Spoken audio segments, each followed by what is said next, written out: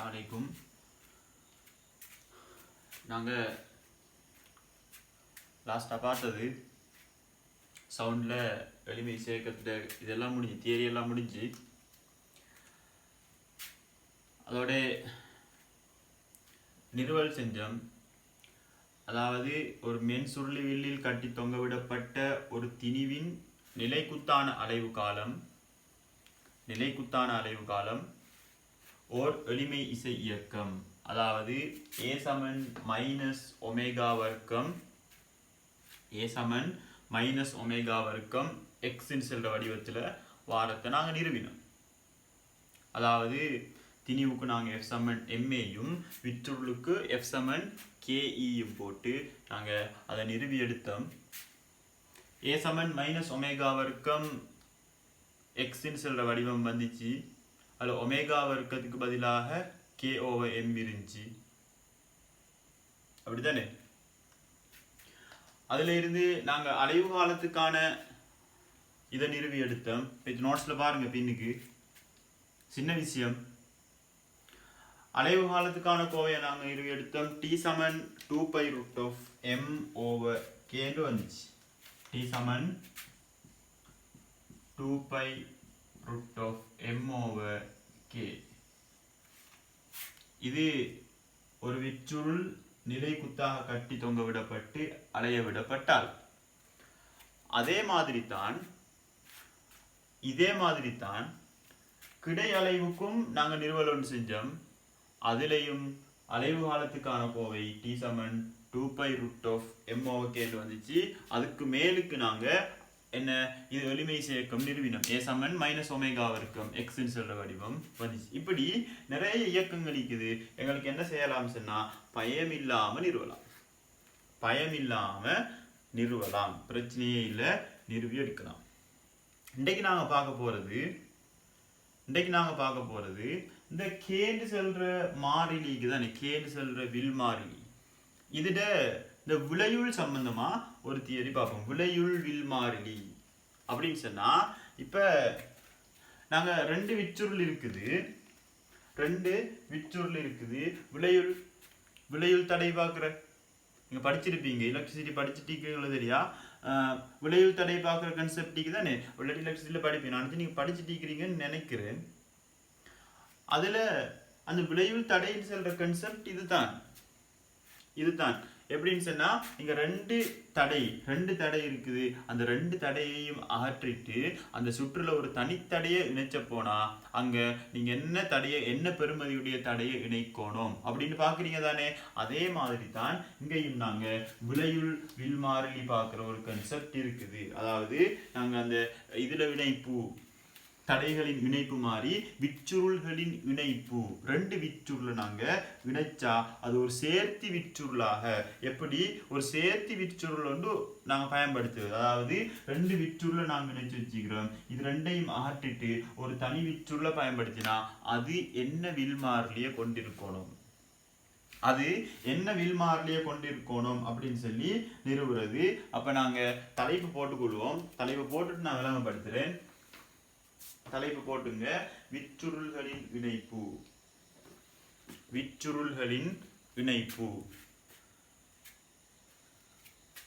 எழுதுங்க.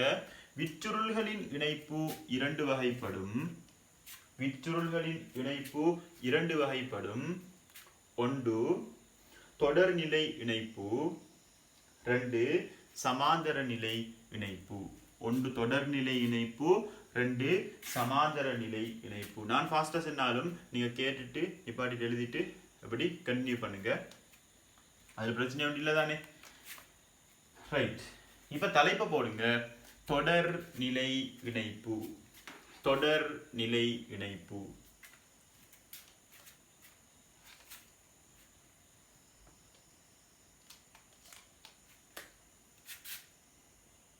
ஒன்று தொடர்நிலை இணைப்பு.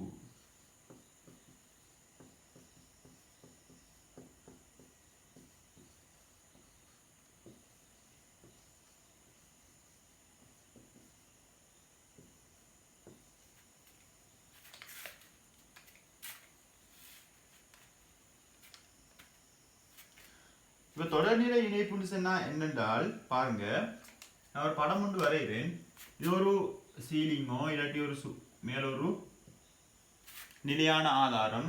நிலையான ஆதாரம் ஒன்றுல நான் ஒரு விற்றுருளை கட்டி தொங்க விடுறேன்.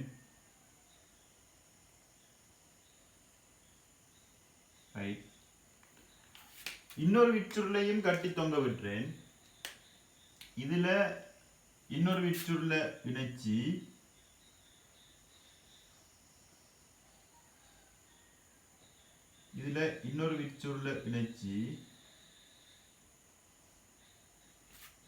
தொங்க விடுறேன். இதுல நான் ஒரு எம்ஜி திணிவை இணைக்கிறேன். இதுல நான் எம்ஜின்னு சொல்ற திணிவை இணைக்கிறேன்.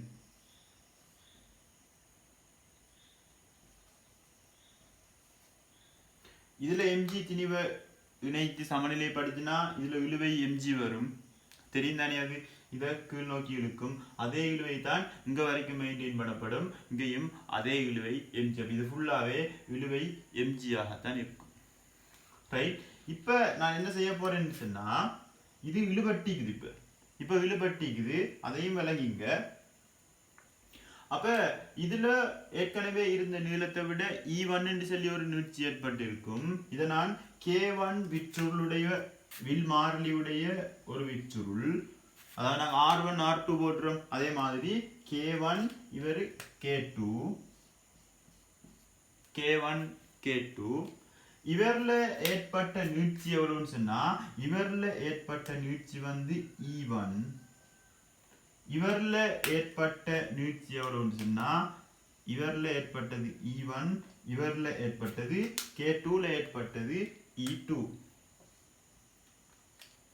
இவரும் இழுபடுவார். இப்படி ஒரு விற்றுருள், இது ரெண்டும் பாரம் இல்லாத விற்றுருட்கள். அப்ப இவரை கட்டி தொங்க விட்டு அவர்ல இருந்து இன்னொரு விற்றுருளை கட்டி தொங்க விட்டு அதுல நான் எம்ஜி திணிவை தொங்க விட்டா இவர்ல E1 நீட்சி, இவர்ல E2 நீட்சி வருது. இவர்ல வில்மார்லி K1, வில்மார்லி K2. இப்ப இந்த ரெண்டு விற்றுருளுக்கும் பதிலாக நான் ஒரு தனி விற்றுருளை பயன்படுத்தினால் என்ன செய்ய போறேன்? ஒரு தனி விற்றுருள் அப்படின்னா இதே சீலிங்ல ஒரு தனி விற்றுருள் பயன்படுத்தினால் அதுல நீட்சி எவ்வளவு வரணும்? E1 plus E2 வரணும். எவ்வளவு நீட்சி வரணும்? E1 plus E2 சொல்ற நீட்சி வரணும். ஆகவே நான் ஒரு தனி விற்றுருள் என்ன கலர் நாங்க யூஸ் பண்ணி இல்லைன்னு சொன்னால் பச்சை கலர். இப்ப பச்சை கலர்ல நான் என்ன செய்வேன்?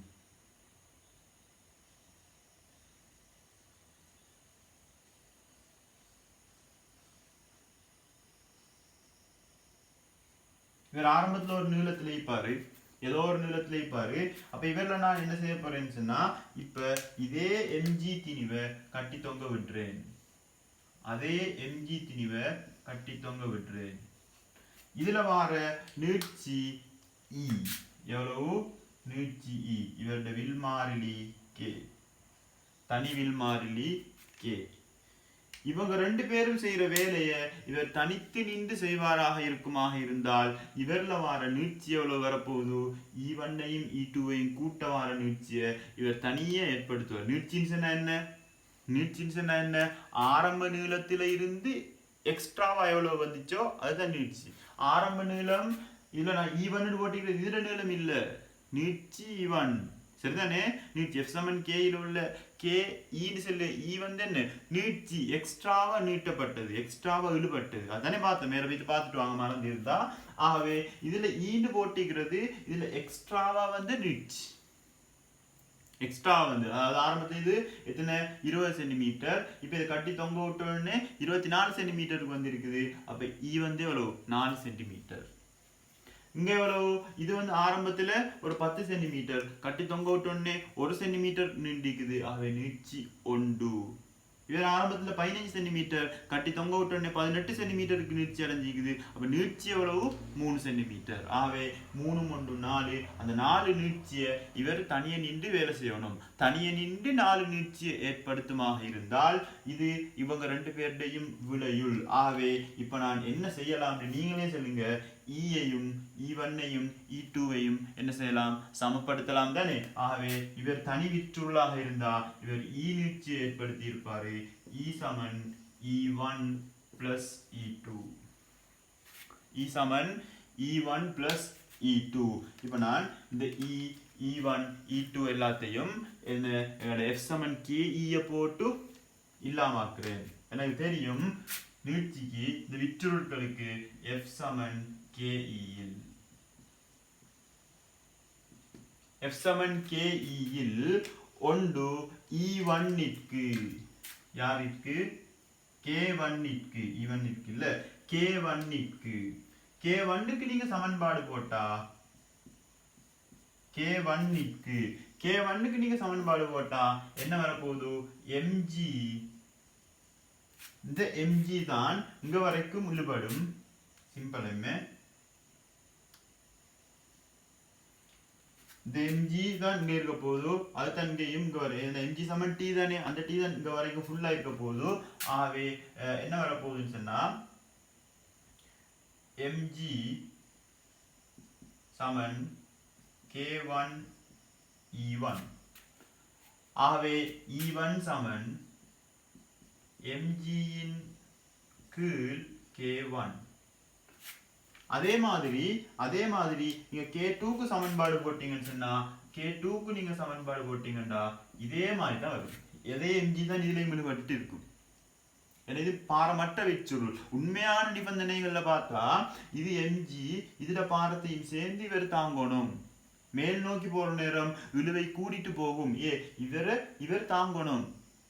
பாரம் இருந்திருந்தால் இவன் பாரமற்ற இலேசான விற்றுருள் தானே. அப்படின்னு அந்த mg தான் இங்க உள்ள இழுவை, அதே இழுவை தான் இங்கேயும் இருக்கும். ஆனா ரியலா அப்படி இருக்காது, கொஞ்சம் வித்தியாசம் கொண்டு வரும். இவரு கூட தாங்கணும், இவர் கூடுதலா தாங்கணும். மேலுக்கு இவர் இங்க இழுவையாகவும் கூட இருக்கும் பாரமா இருந்திருந்தா. ஒரு விலையை யோசிச்சு பாருங்க. இப்ப இப்படி கட்டி தொங்க விடப்பட்டிருக்குது. இந்த சுயாதீன முனையில இழுவை இது திணிவு இருக்குதுன்னு வைப்போம். இதுக்கு திணிவு இருக்குது. சுயாதீன முனையில இழுவை 0. ஆனா மேலுக்கு போக போக போக போக போக போக இழுவை கூடிட்டே போகும். இழுவை கூடிட்டே போகும். இவரு இந்த புள்ளியை வச்சு பாருங்க. இந்த புள்ளி இதுக்கு கூட உள்ள அவ்வளவு புள்ளியையும் தாங்கணும். ஆனா இந்த புள்ளி இதுக்கு உள்ள முழு திணிவையும் தாங்கணும். இவருக்கு தான் ஆகவும் கை நோகும் இவருக்கு தான். இது இப்படி யோசிச்சு பாருங்களே. எப்படி யோசிச்சு பாருங்க. ஒரு ஆள் இங்க கையை பிடிச்சிட்டு இருக்கிறாரு சரியா. வேற உடம்பு, இது கால், இது தலை. இப்ப இவர காலை இன்னொரு மனுஷன் பிடிச்சிட்டு இருக்கிறாரு.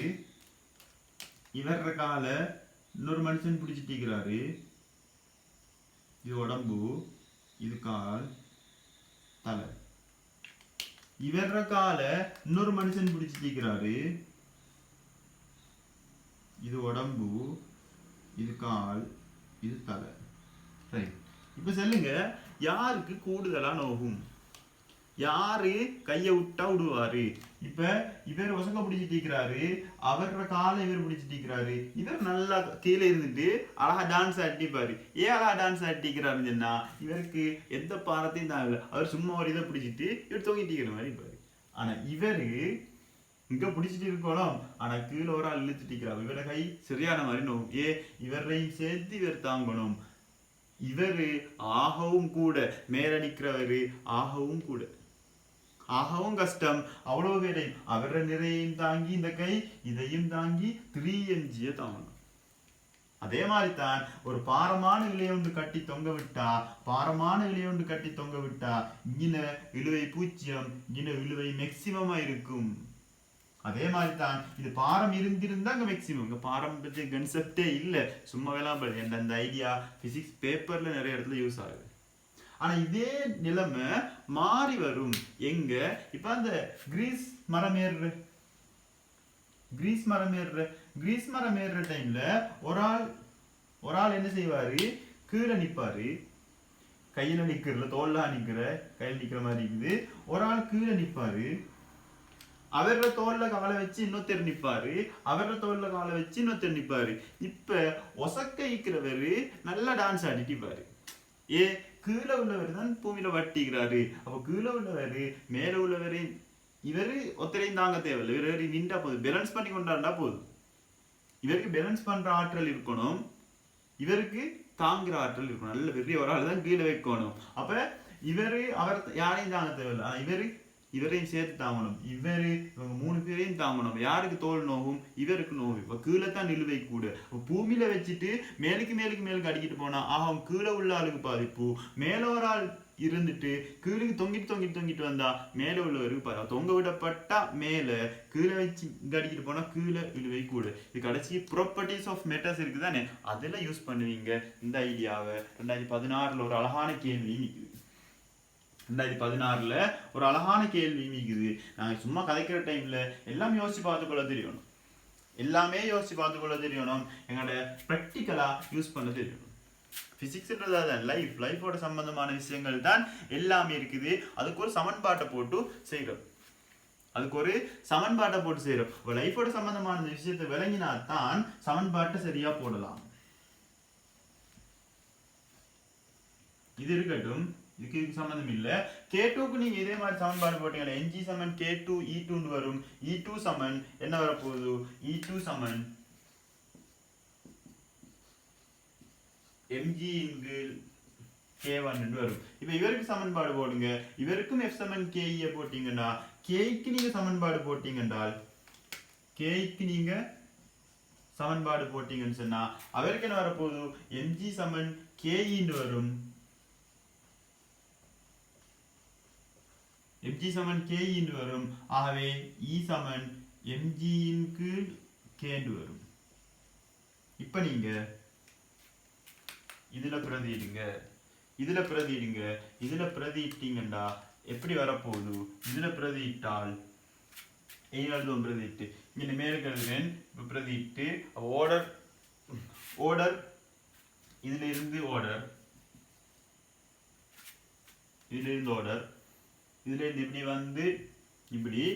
இப்ப மேலுக்கு எழுதுறேன், ஏதோ ஒரு ஆர்டர்ல போகுது. ஈக்கு பதிலா mg K போடலாம், E1க்கு பதிலா mg K1 போடலாம். அடுத்தது E2க்கு பதிலா mg K2 போடலாம். ஆகவே யார் வெட்டிப்படும்? இப்ப வெட்டிப்பட போறால் mg. ஆகவே விளையுளுக்கு வந்து ஒரு விட வருது 1 K சமன். விளையுள் வருது 1 K சமன். 1 K சமன் 1 K1 plus 1 K2.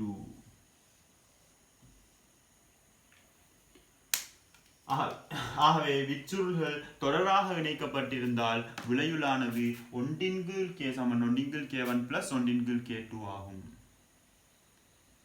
1 K2 ஆகும். சரிதானே? தடையில மட்டும்தான் தொடரா வந்தா கூட்டுற. பிசிக்ஸ்ல மற்ற எல்லா இடத்துலையும் தொடரா வந்தா 1 K போட்டுற. சமாந்தரமா வந்தா தான் கூட்டுற. இங்க சமாந்தரத்துக்கு கூட்டுறது நேரடியா வரும்.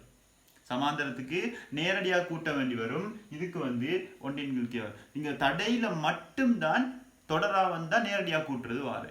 R சமன் R1 plus R2 தடைக்கு மட்டும்தான் வாரு. மற்ற எல்லா இடத்துலையும் தொடர்நிலை இணைப்புகள் இப்படித்தான் வரும். 1 K தான் வரும். 1 K தான் வரும். நல்லா ஞாபகம் வச்சுங்க, நிறைய இடத்துல வரும். நீங்க நிறுவன இடம் எல்லாத்துலயும் இப்படித்தான் வரும். இப்ப பாருங்க, அப்ப இது சரி. அப்ப K நீங்க காண்ற என்ன செய்யணும்? தடைகளுக்கு பார்க்க பெருக்கு தொகைகள் கூட்டு தொகை தான் இதுக்கு வரப்போகுது. இதுக்கு நீங்க சுருக்கி எடுத்தீங்கன்னா என்ன இருக்கும்? 1 K சமன் K1 K2 போமாசி. K1 K2 தானே? K1 K2 இதுக்கு K2 plus K1 வரும். அப்படி பார்த்தா பெருக்கு தொகை கீழே வருது, கூட்டு தொகை மேல வருது. இது தலகுலா மாத்தி விட்டீங்கன்னா பெருக்கு தொகை மேல போய்த்திரும், கூட்டு தொகை கீழே வரும். ஆகவே இதுதான் சமன்பாடு. இதை பாக்ஸ் பண்ணீங்க. ஆகவே K சமன் பெருக்குத்தொகை K1 K2 K1 plus K2. லேசா ஆன்சர் எடுத்துக்கொள்வது. மற்ற இன்னும் நிறைய இருக்குது. 10 தொடராக இணைக்கப்பட்டிருந்தா, 10 சம தடைகள் தொடராக இணைக்கப்பட்டிருந்தா R/10. அப்ப K 3 இணைச்சிருந்தா K/3. அதே இதை இங்கே யூஸ் பண்ணலாம். நீங்க எலக்ட்ரிசிட்டியில படிக்கிற அதே சிஸ்டத்தை இங்கே யூஸ் பண்ணலாம். எலக்ட்ரிசிட்டியில படிச்சு இல்லாட்டி படிப்பீங்க, டீட்டெயிலாக படிப்பீங்க. வச்சுன்னா இங்க மிச்சம் கதைக்கல்ல.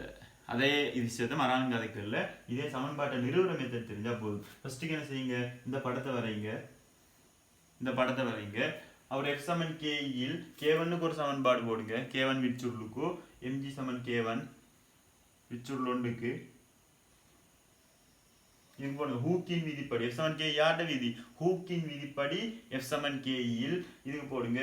அதே மாதிரி அதுலேருந்து E1 எடுங்க. K2க்கு போட்டால் E2 வரும். அதே மாதிரி Kக்கு போட்டால் E வரும். நான் ஒரே எங்கேயே தானே தொங்க விட்டிக்கிறோம். அப்போ அப்படியே நிறுவிட்டு வந்தால் 1 Kக்கு வரும். 1 K இப்படி வேண்டாலும் எழுதி கொள்ளலாம். அப்போ இப்படியே வந்து எங்கே வருது, இப்படி இந்த வந்து இங்கே வந்துட்டு அதுக்கப்புறம் இங்கே E சமன் E1 + E2 ஆகும். ஏன்னா இவர் தனி நீட்சி, இவங்க 2 பேர் நீட்சி தான். அப்போ தான் விளைவு சொல்லலாம்.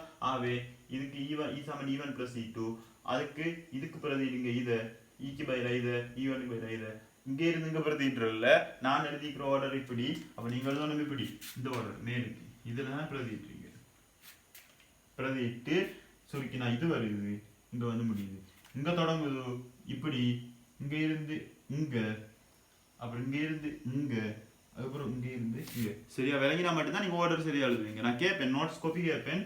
அப்போ அந்த டைமில் ஃபோட்டோ பிடிச்சா அனுப்பணும். அது உண்டு. அது தொடர்நிலை இணைப்பு. அடுத்தது சமாந்தர நிலை இணைப்பு. நான் இதை அடிக்கிறேன். நீங்க வீடியோ நிப்பாட்டி எழுதுங்க.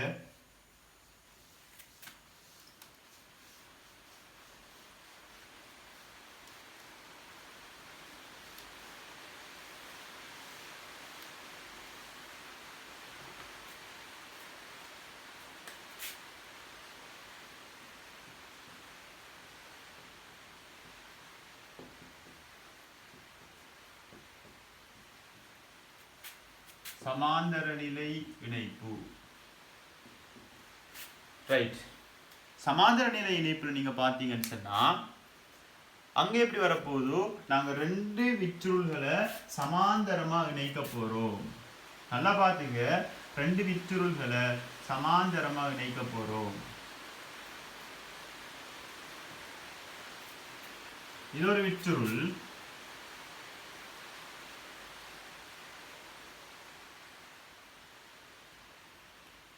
இன்னொரு விச்சுருள்,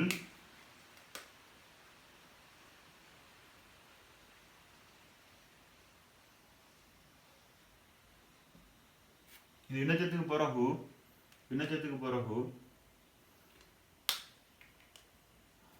இப்ப இது ரெண்டுக்கும் இடையில ஒரு பாரமற்ற ஒரு கம்பு மாதிரி உண்டு. இதுல நான் mg திணிவை கட்டி தொங்க விடுறேன்.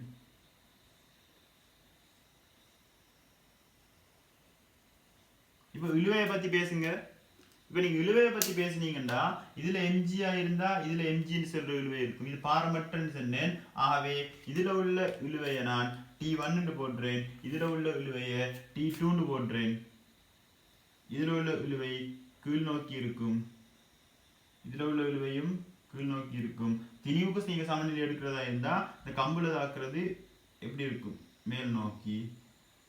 ஆகவே இதை நான் T1 என்றும் இதை நான் T2 போட்டு T1 என்றும் அடுத்ததை T2 சொல்லியும் போட்டு T1 T2 கூட்டுத்தொகை யாரை சமப்படுத்தும், mg சமப்படுத்தும். அது உங்களுக்கு தெரியும். இதுல ஏற்பட்ட நீட்சி எவ்வளவுன்னு சொன்னா, இதுல ஏற்பட்ட நீட்சி E1, இவருடைய வில்மாறிலி K1, இவருடைய வில்மாறிலி K2, அதே மாதிரி இவர்ல ஏற்பட்ட நீட்சி E2. இப்பதான் இப்படி வந்து சமநிலை அடைஞ்சிருக்கு. சரியா? இது என்ன ஆரம்ப நீளம் என்னமோ தெரியா, என்ன நீளம் எங்களுக்கு அதெல்லாம் தெரியா, எங்களுக்கு ஒன்றுமே தெரியா. இப்படி வச்ச உடனே ஒரே கிடைமட்டத்துக்கு வந்து சமநிலை அடைஞ்சிருக்கு. இது E1 நீட்சி அடைஞ்சிருக்குது. இது ஆரம்பத்துல 10 சென்டிமீட்டர், இது 12 சென்டிமீட்டர் வைப்போம். இதுக்கு வேற கே, இதுக்கு வேற கே. 10 சென்டிமீட்டர் ஒரு 4 சென்டிமீட்டர் நீட்சி அடைஞ்சு ஈவன் செல்ல நீட்சி அடைஞ்சு இந்த புள்ளிக்கு வந்திக்குது. அதே 12 சென்டிமீட்டர் 2 சென்டிமீட்டர் நீட்சி அடைஞ்சு மறாலும் இதே புள்ளிக்கு வந்திக்கு 14 சென்டிமீட்டருக்கு வந்திக்குது.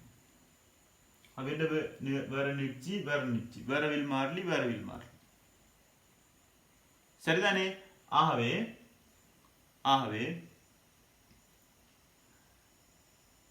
இப்ப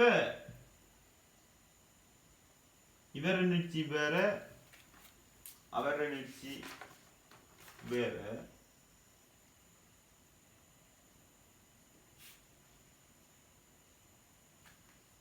இல்ல ஆரம்ப நீளம் சமனா எடுத்து சம நீட்சி எடுக்கணும். ஏன்னா ஒரே நீட்சி ரெண்டு பேரும் ஒரே நீட்சி தான் எடுக்கணும். ஏன்னா ஒரே மட்டத்திலே வந்து நின்றுக்குது.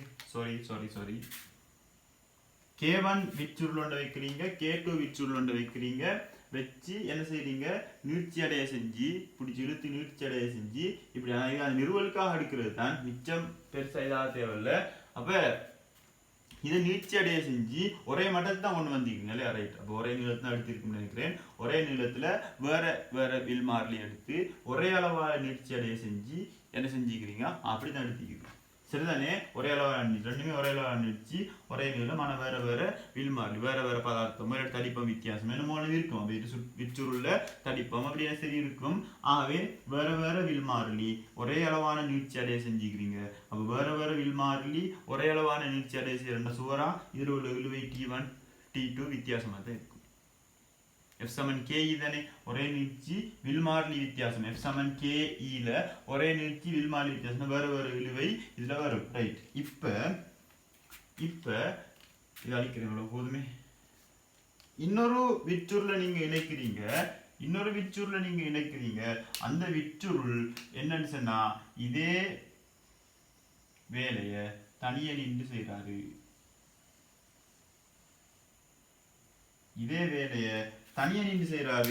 mg திணிவு இணைக்கிற டைம்ல.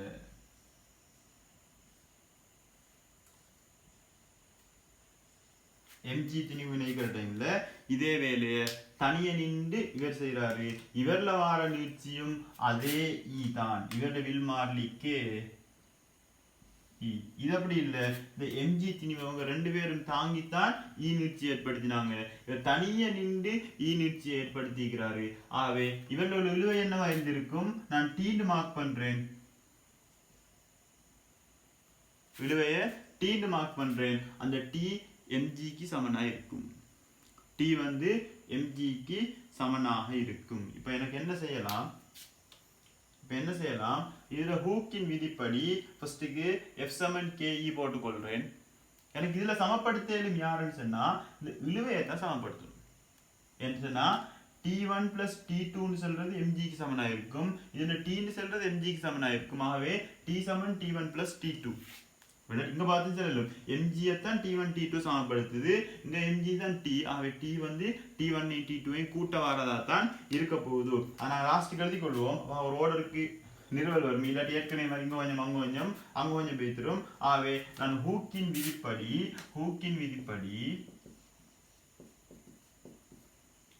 விதிப்படி இப்ப F சமன்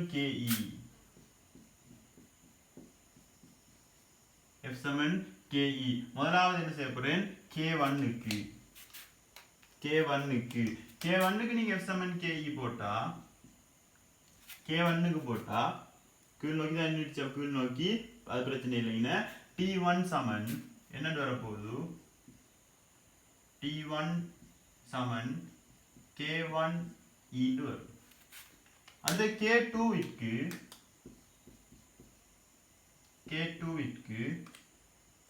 என்னன்னு வரப்போகுது, T2 சமன் K2 ஈண்டு வரும். அடுத்த K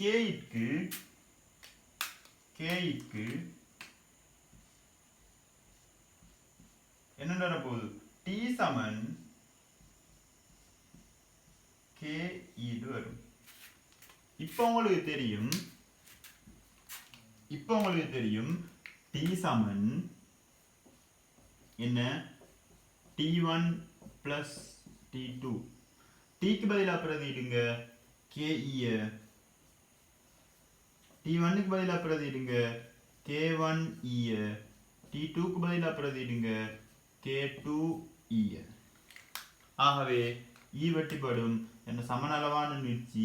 இது ஒரே நீளம் 2 எடுத்து சம அளவான நீட்சி வரும் வரைக்கும் இது கட்டி தொங்க விட்டிக்கு சம அளவான நீட்சி வருது. அதை வச்சுதான் இந்த நிறுவல் செய்த மிச்சம் இதாக தேவையில்லைங்கன்னா கே சமன் நீங்கள் அவ்வளோ பெருசாக தேவையில்லை. பிசிக்ஸை பொறுத்தவரையில் இது நிறுவல் எல்லாம் கேட்கறதே இல்லை ஒரு காலமும்.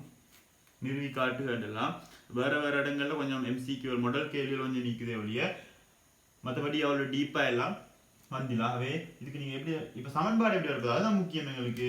சமன்பாடு கே சமன் என்ன K1 plus K2. அதாவது சமாந்தர நிலை இணைப்புக்கு K1 plus K2 வரும். தொடர்நிலை இணைப்புக்கு 1 K சமன் 1 K1 plus 1 K2 வரும். 1 K2 வரும். செயலும் தானே, கேலி செயலும் தானே. அப்ப இப்ப பல விச்சுருட்கள் தரப்பட்டா உங்களுக்கு விடையெடுக்கிறது லேசா விடையெடுக்கலாம். ஆகவே கஷ்டமே இல்லாம சும்மா விட வரும். சரியா? இப்ப நான் எத்தனை படம் 1 2 3 1 2 3 4 5 6 7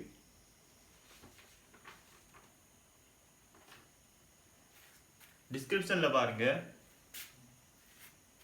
7 படம் போட்டிக்கிறேன்.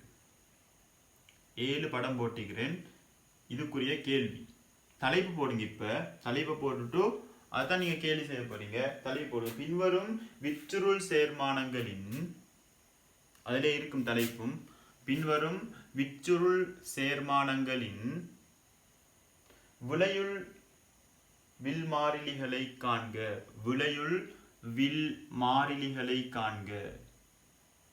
விளையுள் தட காண்ற மாதிரியே தான் செய்யணும். வேற எந்த இதுக்கும் இல்லை. விளையுள் தட காண்ற மாதிரியே தான் செய்யணும். ஆகவே நான் செய்ய முன்னுக்கு நான் கொஞ்சம் தண்ணி ஒன்று குடிச்சு கொள்றேன். நீங்க குயிக்கா ட்ரை பண்ணுங்க, ஆன்சர் எடுக்க ட்ரை பண்ணுங்க. சமன்பாடிக்கு இது தொடர்ன்னு சொன்னா 1 போடணும், சமாந்தரம் சொன்னா நேரடியாக கூட்டணும்.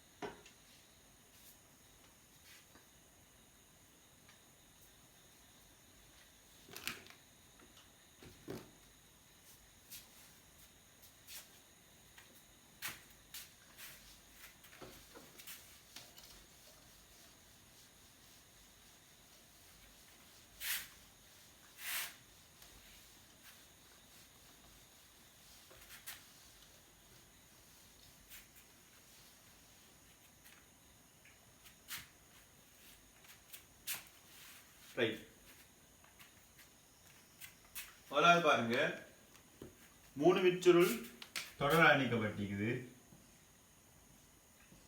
3 விச்சுருள் தொடராக இணைக்கப்பட்டிருக்குது. ஒன்று வந்து K, அடுத்தது 2K, அடுத்தது 3K. தொடராக இணைக்கப்பட்ட நேரடியாக கூட்டலுமா ஏலாம், அது தடையில். இங்க எப்படி வரப்போகுது? 1 போடணும். ஆகவே 1 x சமன் இதானே விட தெரியாது. 1 K plus 1 2K plus 1 3K. 2 விச்சுருள் இணைக்கப்பட்டிருந்தால் தான் பெருக்கு தொகைகள் கூட்டுத்தொகை. 3 விச்சுருள் பெருக்கு தொகைகள் கூட்டுத்தொகை போடல. அது 2க்கு தான் அந்த நிறுவல். 2க்கு தான் போமாசி இருக்கணும். 2க்கு தான் போமாசி K1 K2. இல்லாட்டி 3 இருந்தா K1 K2 K3 வரும். அப்படித்தானே? 3 இருந்தா எப்படி வர போகுது? அந்த பெருக்கு தொகைகள் கூட்டுத்தொகை போடலுமா ஏலா. ஏன்னா 2க்கு தான் என்ன போமாசி K1 K2 வருது. 2 இருந்தா K1 K2 மட்டுமே தான் K1 K2 K1 plus K2 இல்லாட்டி 3 இருந்து எப்படி வரப்போகுது 3 இருந்தா வரும் எப்படின்னு சொன்னா போமாசி வரும் K1 K2 K3 இன் மேல் K1 க்கு மேல வரப்போகுது K2 K3 plus K2 க்கு மேல வரப்போகுது K1 K3 K3 க்கு மேல வரப்போகுது K1 K2 இது ஒன்றின் கீழ் K ஆகவே K சமன் பெருக்கு தொகையின் கீழ் கூட்டுத்தொகையில் K2 K3 plus K1 K3 plus K1 K2 வழங்குதா நீங்க ஒன்றின் கீழுக்கு 3 வந்தா இப்படி வரும் 4 வந்தா இன்னும் வித்தியாசம் வரும் 4 வந்தா இன்னும் வித்தியாசம் வரும் அப்படியே நிறுவனம் ஆனா பெருக்கு தொகைகள் கூட்டுத்தொகை வரப்போகுது எங்கன்னு சொன்னா 2 மட்டும்தான் 2க்கு தான் 2 வித்தியாசமான பெருக்கு தொகைகள் கூட்டுத்தொகை ஆகவே அப்படி இல்லாட்டி இப்படி வரும் இதெல்லாம் சின்ன விஷயங்கள் மெட்ஸ் பாருங்க இங்க என்ன விட வரப்போகுது போமாசியத்துல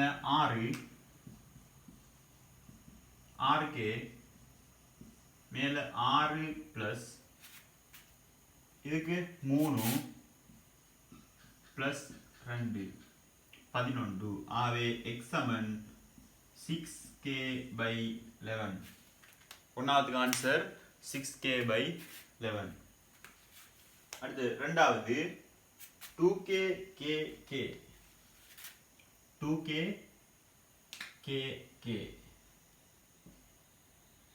2K எப்படின்னாலும் சரி அது ஓடுற பிரச்சனை இல்லை தொடரா 2Kயும் Kயும் இருக்குது என்ன வரப்போகுது ஒரு ஆள் 2K அடுத்து K என்ன வரப்போகுது ஒன்றின் கீழ் X 2K தான் போமாசி இவருக்கு 2 வரும் இவருக்கு 1 வரும் இவருக்கு 2 வரும் ஆகவே X Saman 2K by 5 2K by 5 அடுத்தது K என்ன வரப்போகுது K by 3 அடுத்தது சமாந்தர இணைப்பு சந்தோஷமா செய்யலாம் இங்க சமாந்தர இணைப்புல நேரடியா கூட்டுறது ஆகவே சமாந்தர இணைப்புல எப்படி இருக்குன்னு சொன்னா இப்படி ஒன்றும் ஒரு mg திணிவுக்கு இணைக்கப்பட்டிருக்குது எத்தனை இருக்குது K 2K 5K எழுத தேவையில்லை நீங்க எழுதணும் கோப்பில வரையணும் K 2K 5K எத்தனை வரப்போகுது 8K அடுத்து K 4 இருக்குது 4K அடுத்தது தொடரும் இருக்குது சமாந்தரமும் இருக்குது அதை வரைகிறேன் இப்படி ஒன்று அதுக்கு பிறகு அதுக்கு பிறகு இப்படி வந்து இதுல தான் அந்த mg திணிவை இணைச்சிருக்குது ஒன்று வந்து 3K இது 3K கேலி லேசா தான் இருக்குது இது 3K இது K இது 2K என்ன வரப்போகுது 2Kக்கும் Kக்கும் என்ன வரப்போகுது 3K என்ன 3 இது தொடரா இணைக்கப்பட்டிருக்குது அப்ப என்ன சம பருமன் அப்ப ஒன்றின் பருமனுக்கு எண்ணிக்கை 3K by 3 அப்ப எவ்வளவு K சிலாக்களுக்கு மறந்து கூட்டி பற்று தடை நினைச்சு அவங்களோட தடை நினைச்சு 3K 9K அப்படின்ற 9Kயா இல்ல அது வந்து தடைக்கு தானே தொடரா இந்த கூட்டணும் இதுக்கு தொடரா இருந்தா ஒன்றின் கீழ் போட்டுதான் பெருமானம் பார்க்கணும் அடுத்து இன்னொன்று பாருங்க 3 எப்படி இருக்குது 3 சமாந்தரம் இருக்குது ஜாயிதான் இப்படி கேள்வி செய்யுது அடுத்ததுல 2 சமாந்தரம் இருக்குது அடுத்ததுல மறாலும் 3 சமாந்தரம் இருக்குது ஒன்றும் இல்லை எப்படி செஞ்சாலும் கேள்வி செய்யக்கூடியதா தான் நீக்கணும் அதுல எவ்வளவு இருக்குது K இது K இது K இது K கீழே உள்ளது 3K by 2 3K by 2 3K by 2 3K by 2 அடுத்தது 2K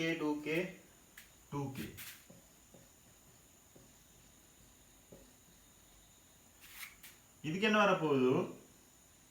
சமாந்தரமா இருந்தால் நேரடியாக கூட்டலாம். 3k/2 3k/2 கூட்டினா 6k/2 6k/2ண்டா 3k. இங்க பாருங்க 2k 2k 2k எவ்வளவு வரப்போகுது? 6k. இப்ப இது மூணும் தொடராய்க்கிற மாதிரி, இந்த மூணும் தொடராய்க்கிற மாதிரி 3kயும் 3kயும் எவ்வளவு? 1.5k. அப்படித்தானே? அப்படி இல்லாட்டி நான் நேரடியா சமன்பாட்டை போட்டுறேன். நேரடியா சமன்பாட்டை போட்டுறேன். 1 x சமன் 1 3k 1 3k 1 6k. கோமாசி என்ன? 6k. இவருக்கு 2, இவருக்கு 2, அவருக்கு 1. ஆகவே x சமன் 6k/5. 6k/5. சரிதானே? எந்த பிரச்சனையும் இல்லை. எந்த பிரச்சனையும் இல்லாம ஆன்சர். அது தொடர்நிலை இணைப்பு, சமாந்தர இணைப்பு, லேசா கேள்வி செய்யணும். இது மாதிரி எல்லாம் வந்தா ஒரு காலமா சுற்றப்படாது. ஆனா வாடகை குறவு. இதெல்லாம் சும்மா ஒரு இதுக்கு காப்பியில் அழகா எழுதி அழகா வச்சுங்க. இதுலயும் கேள்வி இருக்குது, ஏகப்பட்ட கேள்வி இருக்குது, ஏகப்பட்ட கேள்வி. ஆனா நாங்க ஏகப்பட்ட கேள்வியும் செய்யறல்ல, இப்ப செய்யல, ஆனா செய்வோம்.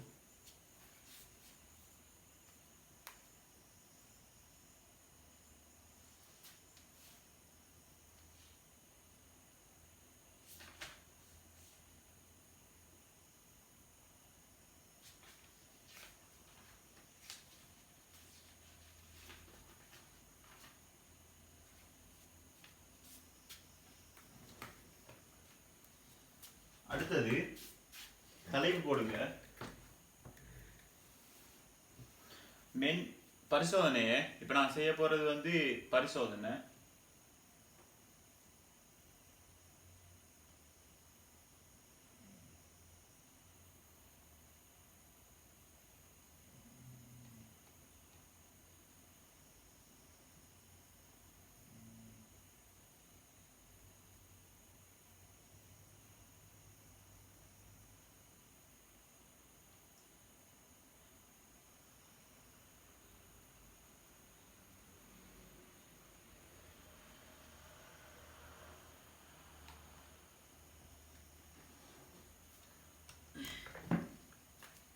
பாருங்க, நான் ஒன்று ஏற்கனவே உனக்கு இதுல பாருங்க, டிஸ்கிரிப்ஷன்ல பாருங்க, ஒன்னாவது என்ன இருக்க போகுதுன்னு சொன்னா ஒரு கொஸ்டின் பிடிஎஃப் இருக்குதானே. அடுத்தது என்ன இருக்க போகுதுன்னு சொன்னா, அடுத்தது இருக்க போகுது என்னன்னு சொன்னா ஒரு பிராக்டிக்கல் புக்ட லிங்க் இருக்கும். என்னோட ஏலெவல் பிராக்டிக்கல் புக்ட லிங்க் இருக்கும்.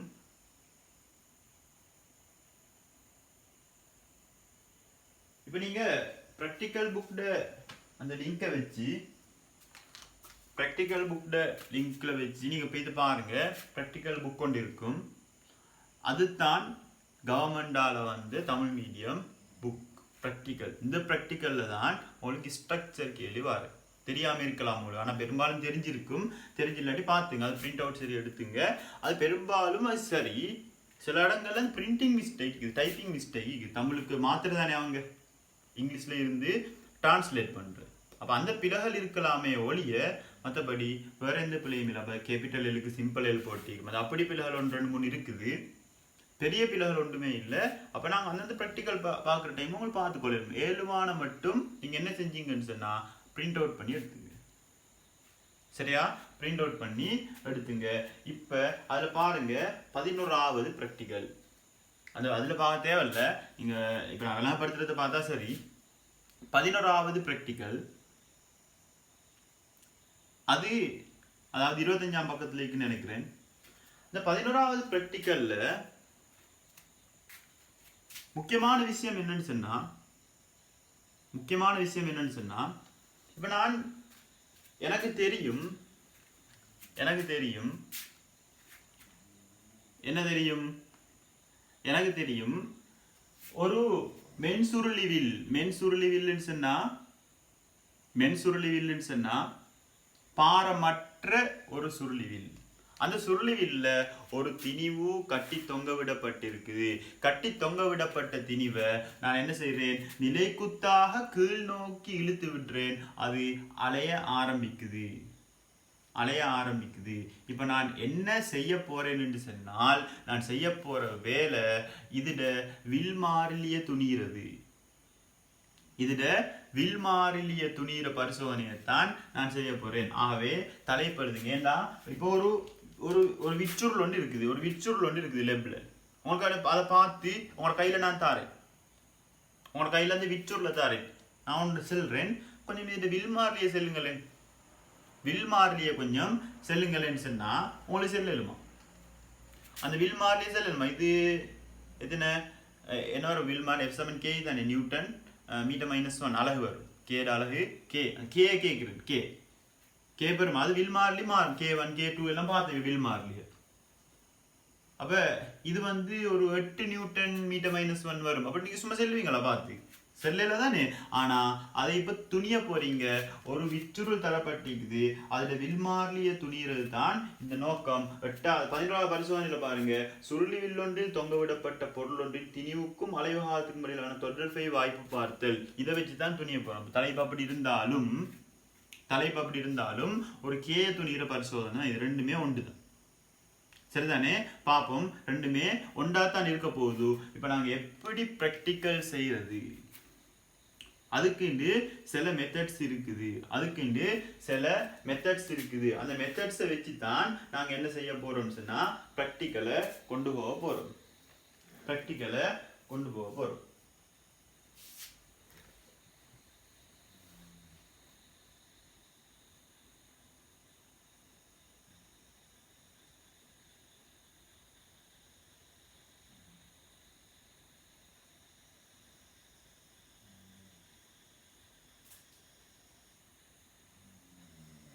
அடுத்தது பாருங்க, இடங்காணல் கோல். அதுல கொஞ்சம் இருக்குது.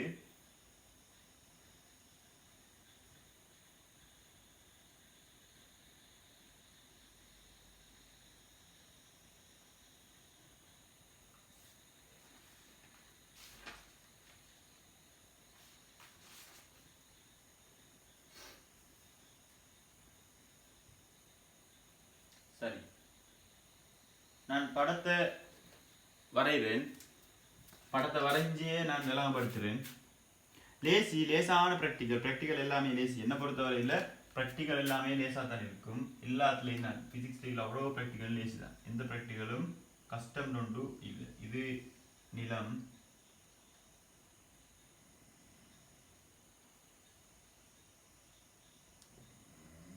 பாருங்க. இதுல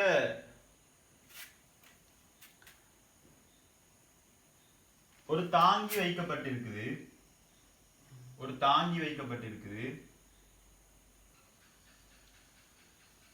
அந்த தாங்கி அப்படியே கால வருது.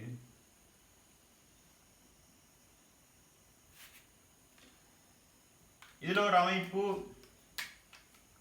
அந்த பிராக்டிக்கல் புக்ல பாருங்க, நீங்க அதான் நான் வரைஞ்சிட்டு இருக்கேன், வேற ஒன்றும் இல்லை. அப்ப எனக்கு அப்படின்னு லேசா பண்ணிருக்கோம் இல்லையா? அதை பார்த்து கொஞ்சம் வரைஞ்சிங்க நீங்க. அதுல 11வது பிராக்டிக்கல் 26வது பக்கம் 26வது பக்கம். அதுல இப்படி இதை நல்லா இறுக்கி பிடிச்சி இங்க ஒரு இது வச்சுக்குது. அதுல எங்களோட சுருளிவில்ல இணைச்சு வச்சுக்குது. அதை பார்த்து அழகா வரைஞ்சிங்க. சுருளிவில்ல இணைச்சு வச்சுக்குது.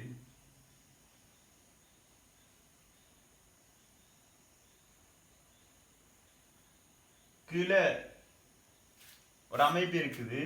எப்படி அமைப்புன்னு சொன்னா, இதுல வச்சு இப்படி ஒரு இது இருக்கும்.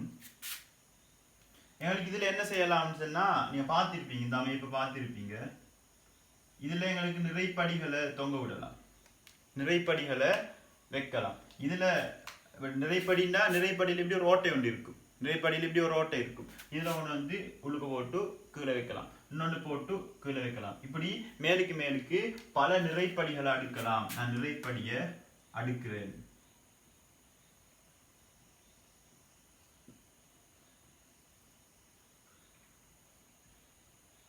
தேவையில்லாத நிறைப்படியை கலட்டி கழட்டி எடுக்கும். சொன்னா இப்படி இப்படி இருக்கும், இப்படி நிறைப்படியில் ஒரு ஓட்டை இருக்கும். அதை வந்து அப்படி இதில் போட்டு அதில் நெருக்கலாம். இப்போ இதில் பாரம் ஏற்றுறோம், பாரம் ஏற்றுறோம்.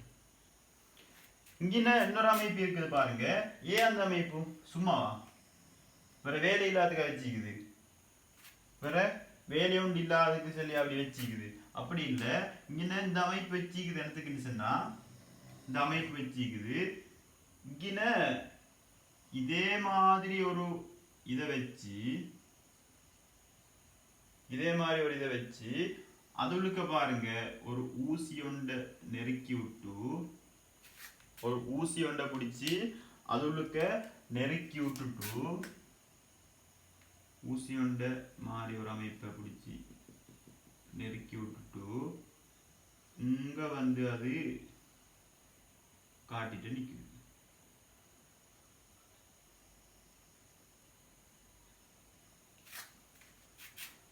இதுக்கு சொல்ற மாட்டேற்று ஊசி. என்ன சொல்ற? இல்லாட்டி இடம் காணும் கோல், இடம் காணும் ஊசி. இல்லாட்டி இடம் காணும் ஊசி மாட்டேற்று ஊசி.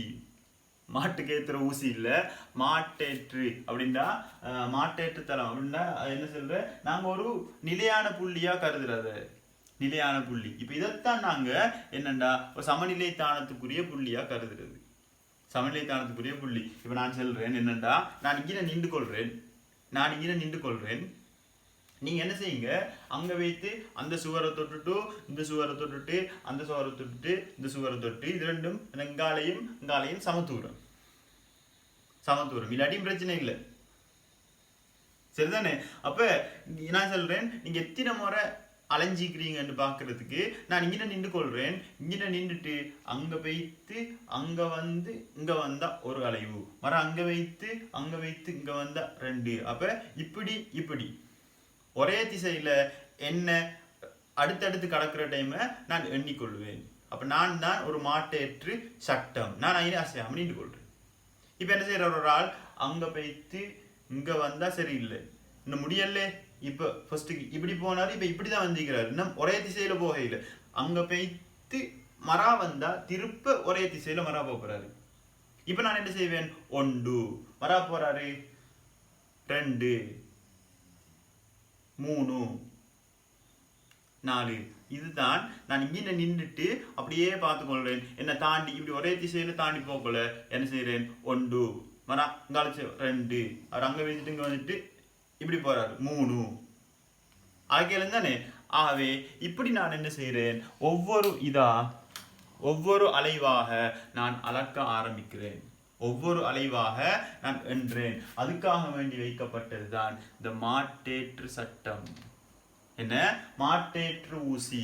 இவ்வளவுதான். இதை வச்சுட்டு இப்ப நான் இதெல்லாம் இவ்வளவு செய்யணும்னு சொன்னா நான் பிராக்டிக்கல் வரக்குள்ள பாருங்க. இப்ப அமைப்பை தயார் செஞ்சாச்சு. இப்ப நான் இதை ஃபர்ஸ்ட்டுக்கு ஒரு திணிவை வைக்கிறேன், ஃபர்ஸ்ட்டுக்கு ஒரு திணிவை நான் வைக்கிறேன். அந்த திணிவை நான் வச்சு இப்ப நான் பிராக்டிக்கல் செய்ய போறேன். ஃபர்ஸ்ட்டுக்கு நான் என்ன செய்யறேன், நான் சமன்பாட்டை போட்டுக்கொள்றேன். அதுக்கு ஒரு மறுகா பிராக்டிக்கல் செய்வோம். இப்ப பிராக்டிக்கல் அமைப்பை நான் என்ன செய்யறேன், ஒரு விச்சுருளை கட்டி தொங்க விட்டு கொஞ்சம் திணிவுகளையும் எடுத்து மாட்டேற்று ஊசியையும் வச்சு இப்ப பிராக்டிக்கல் அமைப்பை நான் ரெடி பண்ணிட்டு இப்ப நான் என்ன செய்ய போறேன்னு சொன்னா சமன்பாட்டுக்கு வரேன். இதுல அலைவு காலத்துக்கான சமன்பாடு என்ன? இப்ப என்னத்துக்கு சொன்னா, லெப்ல டீச்சர் என்கிட்ட எதை தந்திக்கிறா, இதை தூக்கி தந்துட்டா. பிசிக்ஸ் டீச்சர் என்ன செஞ்சுட்டா, இதை தூக்கி கையில தந்து இதுல வில்மாலி கேய துணிட்டு வாங்கன்னு அனுப்பிக்கிறா. சும்மா எனக்கு வில்மாலி கேய துணி சமன்பாடு நீக்குதா? வில்மாலியோட சம்பந்தப்பட்ட எனக்கு தெரிஞ்ச ஒரே ஒரு சமன்பாடு, உங்களுக்கு இன்னொரு பேர் எஃப் சமன் கேயில் நேரடியா போட்டு துணிஞ்சு விட்டுரு. என்ன NF அதுக்கு எவ்வளவு நீட்சி வருது NF அதுக்கு F சமன் KE அப்ப F இன் கீழ் E K தரும் அப்படியும் துணியலாம் இப்ப நான் என்ன இந்த அலைவுகால முறையை பயன்படுத்தி நான் துணிய போறேன் எனக்கு தெரிஞ்ச சமன்பாடு அலைவுகாலம் T சமன் 2 pi root of m over k ஒரு மென் சுருளி வில்லில் கட்டி தொங்கவிடப்பட்ட ஒரு திணிவின் நிலைக்குத்தான அலைவுகாலம் T ஆனது T சமன் 2 பை root of திணிவின் கீழ் வில் மாறிலி இது ஏற்கனவே நிரூபிக்கிறோம் இதை பாடமாக்கி வச்சிங்க T சமன் 2 pi root of m over k இப்ப உங்களுக்கு தெரியும் k ன்னு சொல்றது ஒரு மாறிலி k ஒரு மாறிலி 2 பை ஒரு மாறிலி ஆனா T அலைவு காலம் மாறக்கூடியது எதை மாத்தினா மாறும் கட்டி தொங்க விடப்பட்ட திணிவை மாத்தினா அலைவு காலம் மாறும் ஆகவே இப்ப நான் பரிசோதனை செய்கிறேன் ஃபர்ஸ்ட்டுக்கு ஒரு திணிவு கட்டி தொங்க விட 100 கிராம் அதுக்கு ஒரு 200 கிராம் அதுக்கு ஒரு 300 கிராம் உடனே 0.1 கிலோகிராம் 0.2 கிலோகிராம் இன்னொரு படியை தூக்கி வச்சுறேன் 0.3 கிலோகிராம் இன்னொரு படியை தூக்கி வச்சுறேன் 0.4 கிலோகிராம் இதை மாத்த அலைவு காலமும் மாறும் எதை மாத்தினேன் எம்ம மாத்தினேன் அலைவு காலம் மாறிச்சு இப்ப வடிவத்துக்கு வாங்க வரைப்பு வடிவத்துக்கு வாங்க இப்ப எம்ம மாத்தினத்தாலதான் அலைவு காலம் மாறிச்சு ஆகவே இவரை எக்ஸ் அச்சு கொண்டு வாங்க இவரை y அச்சுல கொண்டு வாங்க எக்ஸ் அச்சுல இருக்கிறவரை நிம்மதியா தான் இருக்க வைக்கிறது நல்ல நிம்மதியான்னு சொன்னா எப்படி நிம்மதி ஐக்க வைக்கிறது அவர்கிட்ட பாட்டில் விடணும் அப்படின்னா ருட்டை போட்டு வர்க்கத்தை போட்டு ஒட்டின்குலேம போட்டு குழப்பி விடக்கூடாது அப்ப இவருக்கு நாங்க இப்ப என்ன செய்ய போறோம்னு சொன்னா இவரை மாத்திரத்தால் இவர் மாறிச்சு இப்ப நீங்க 2 வேலை செய்யணும் ஒன்று என்ன திணிவை தொங்க விட்டீங்கன்னு அளக்கணும் அந்த டைம்ல என்ன அலைவு காலம் வந்துச்சுன்னு அளக்கணும் அலைவு காலத்தை அளக்கிறதுக்கு தான் இந்த ஊசியை வச்சுக்கிறோம் எப்படி அளக்குறேன்னு சொல்றேன் எப்படி அளக்குறேன்னு சொல்றேன் அதுக்கு முன்னுக்கு இதை நான் வரைப்பு வடிவத்துக்கு மாத்திக்கொள்றேன் இப்ப வரைப்பு வடிவத்துக்கு மாத்தினா இங்கால பக்கமும் வர்க்கீங்க இங்கால பக்கம் வர்க்கீங்க ஏன்னா எக்ஸ் அச்சுல உள்ள வேற கொஞ்சம் நிம்மதியா வைக்கிறேன்னு சொல்லி ருட்டுலுக்கு இருந்து வெளியே கொண்டு வர போறோம் இவரை ருட்டுலுக்கு இருந்து வெளியே கொண்டு வரணும்னா இங்கால பக்கம் வர்க்கிக்கோணும் ஆகவே டி வர்க்கம் சமன் 2 பை வர்க்கம் 4 பை வர்க்கம் இது ரூட் இல்லா போகுது ஆகவே எம் கே வந்துடும் கேயும் ரூட்ல இருந்து வெளியே வந்துடும் ஆகவே 4 பை வர்க்கம் கே தர எம் என்ன வடிவத்தில் இருக்குதுன்னு சொன்னா என்ன வடிவத்தில் இருக்குது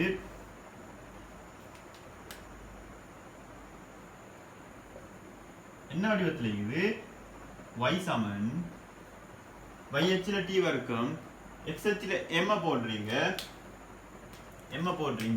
என்ன வடிவத்தில் இருக்குது y சமன் mx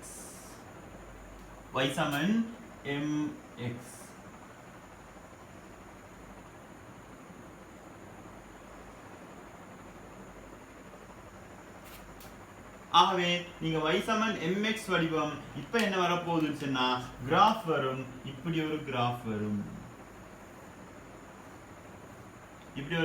வரும் y அச்சுல t வர்க்கம் அதாவது செகண்ட்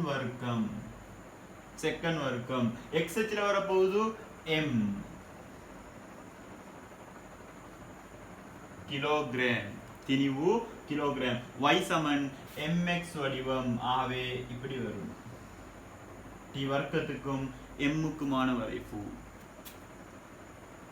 அதாவது இங்க ரூட்ல எல்லாம் நாங்க வச்சுக்கொள்றோம் அதனால ஞாபகம் இங்க மட்டும் இல்ல ஏன்னு கேட்கவானா அப்படி வச்சா நான் இருக்கிற வாசிப்புகள் என்ற நேரம் குழப்பம் வருமா இருக்கும் பிரச்சனை இல்ல நல்லா ஞாபகம் வச்சுங்க இப்படித்தான் இந்த வடிவத்தான் நாங்க வளம் இங்கேயும் தான் புறவுள்ள எல்லா பிராக்டிகல்லையும் தான் சில இடங்கள்ல இங்க ஒண்ணு செய்யலாம்னு சொன்னா வரும் இப்ப மாத்த இருந்தானே பிரச்சனை ஒன்று இல்லை தானே ஆகவே டி வர்க்கம் m இந்த வடிவத்துக்கு மாத்திக்கொள்றது ஒண்ணுமில்ல t சமன் 2 pi root of m okay தெரியும் உங்களுக்கு வர்க்கிச்சா t வர்க்கம் 4 பை வர்க்கம் m இன் கீழ் k m தான் மாறுது இது மாறிலி ஆகவே இப்ப நீங்க என்ன செய்ய போறீங்கன்னு சொன்னா m க்கும் t வர்க்கத்துக்கும் வரைய போறீங்க ஒரு தரவு புள்ளி தரவு புள்ளி தரவு புள்ளி தரவு புள்ளி எம்முக்கு என்ன டி வர்க்கம் எம்முக்கு என்ன டி வர்க்கம். ஆகவே நீங்க முதலாவது ஒரு அட்டவணை அடிங்க. இந்த வரைகிறதுக்கு முன்னுக்கு ஒரு அட்டவணை அடிக்கணும். அந்த அட்டவணை என்னத்தை எல்லாம் கொண்டிருக்கணும்னு சொன்னா 3 column இருக்கும்.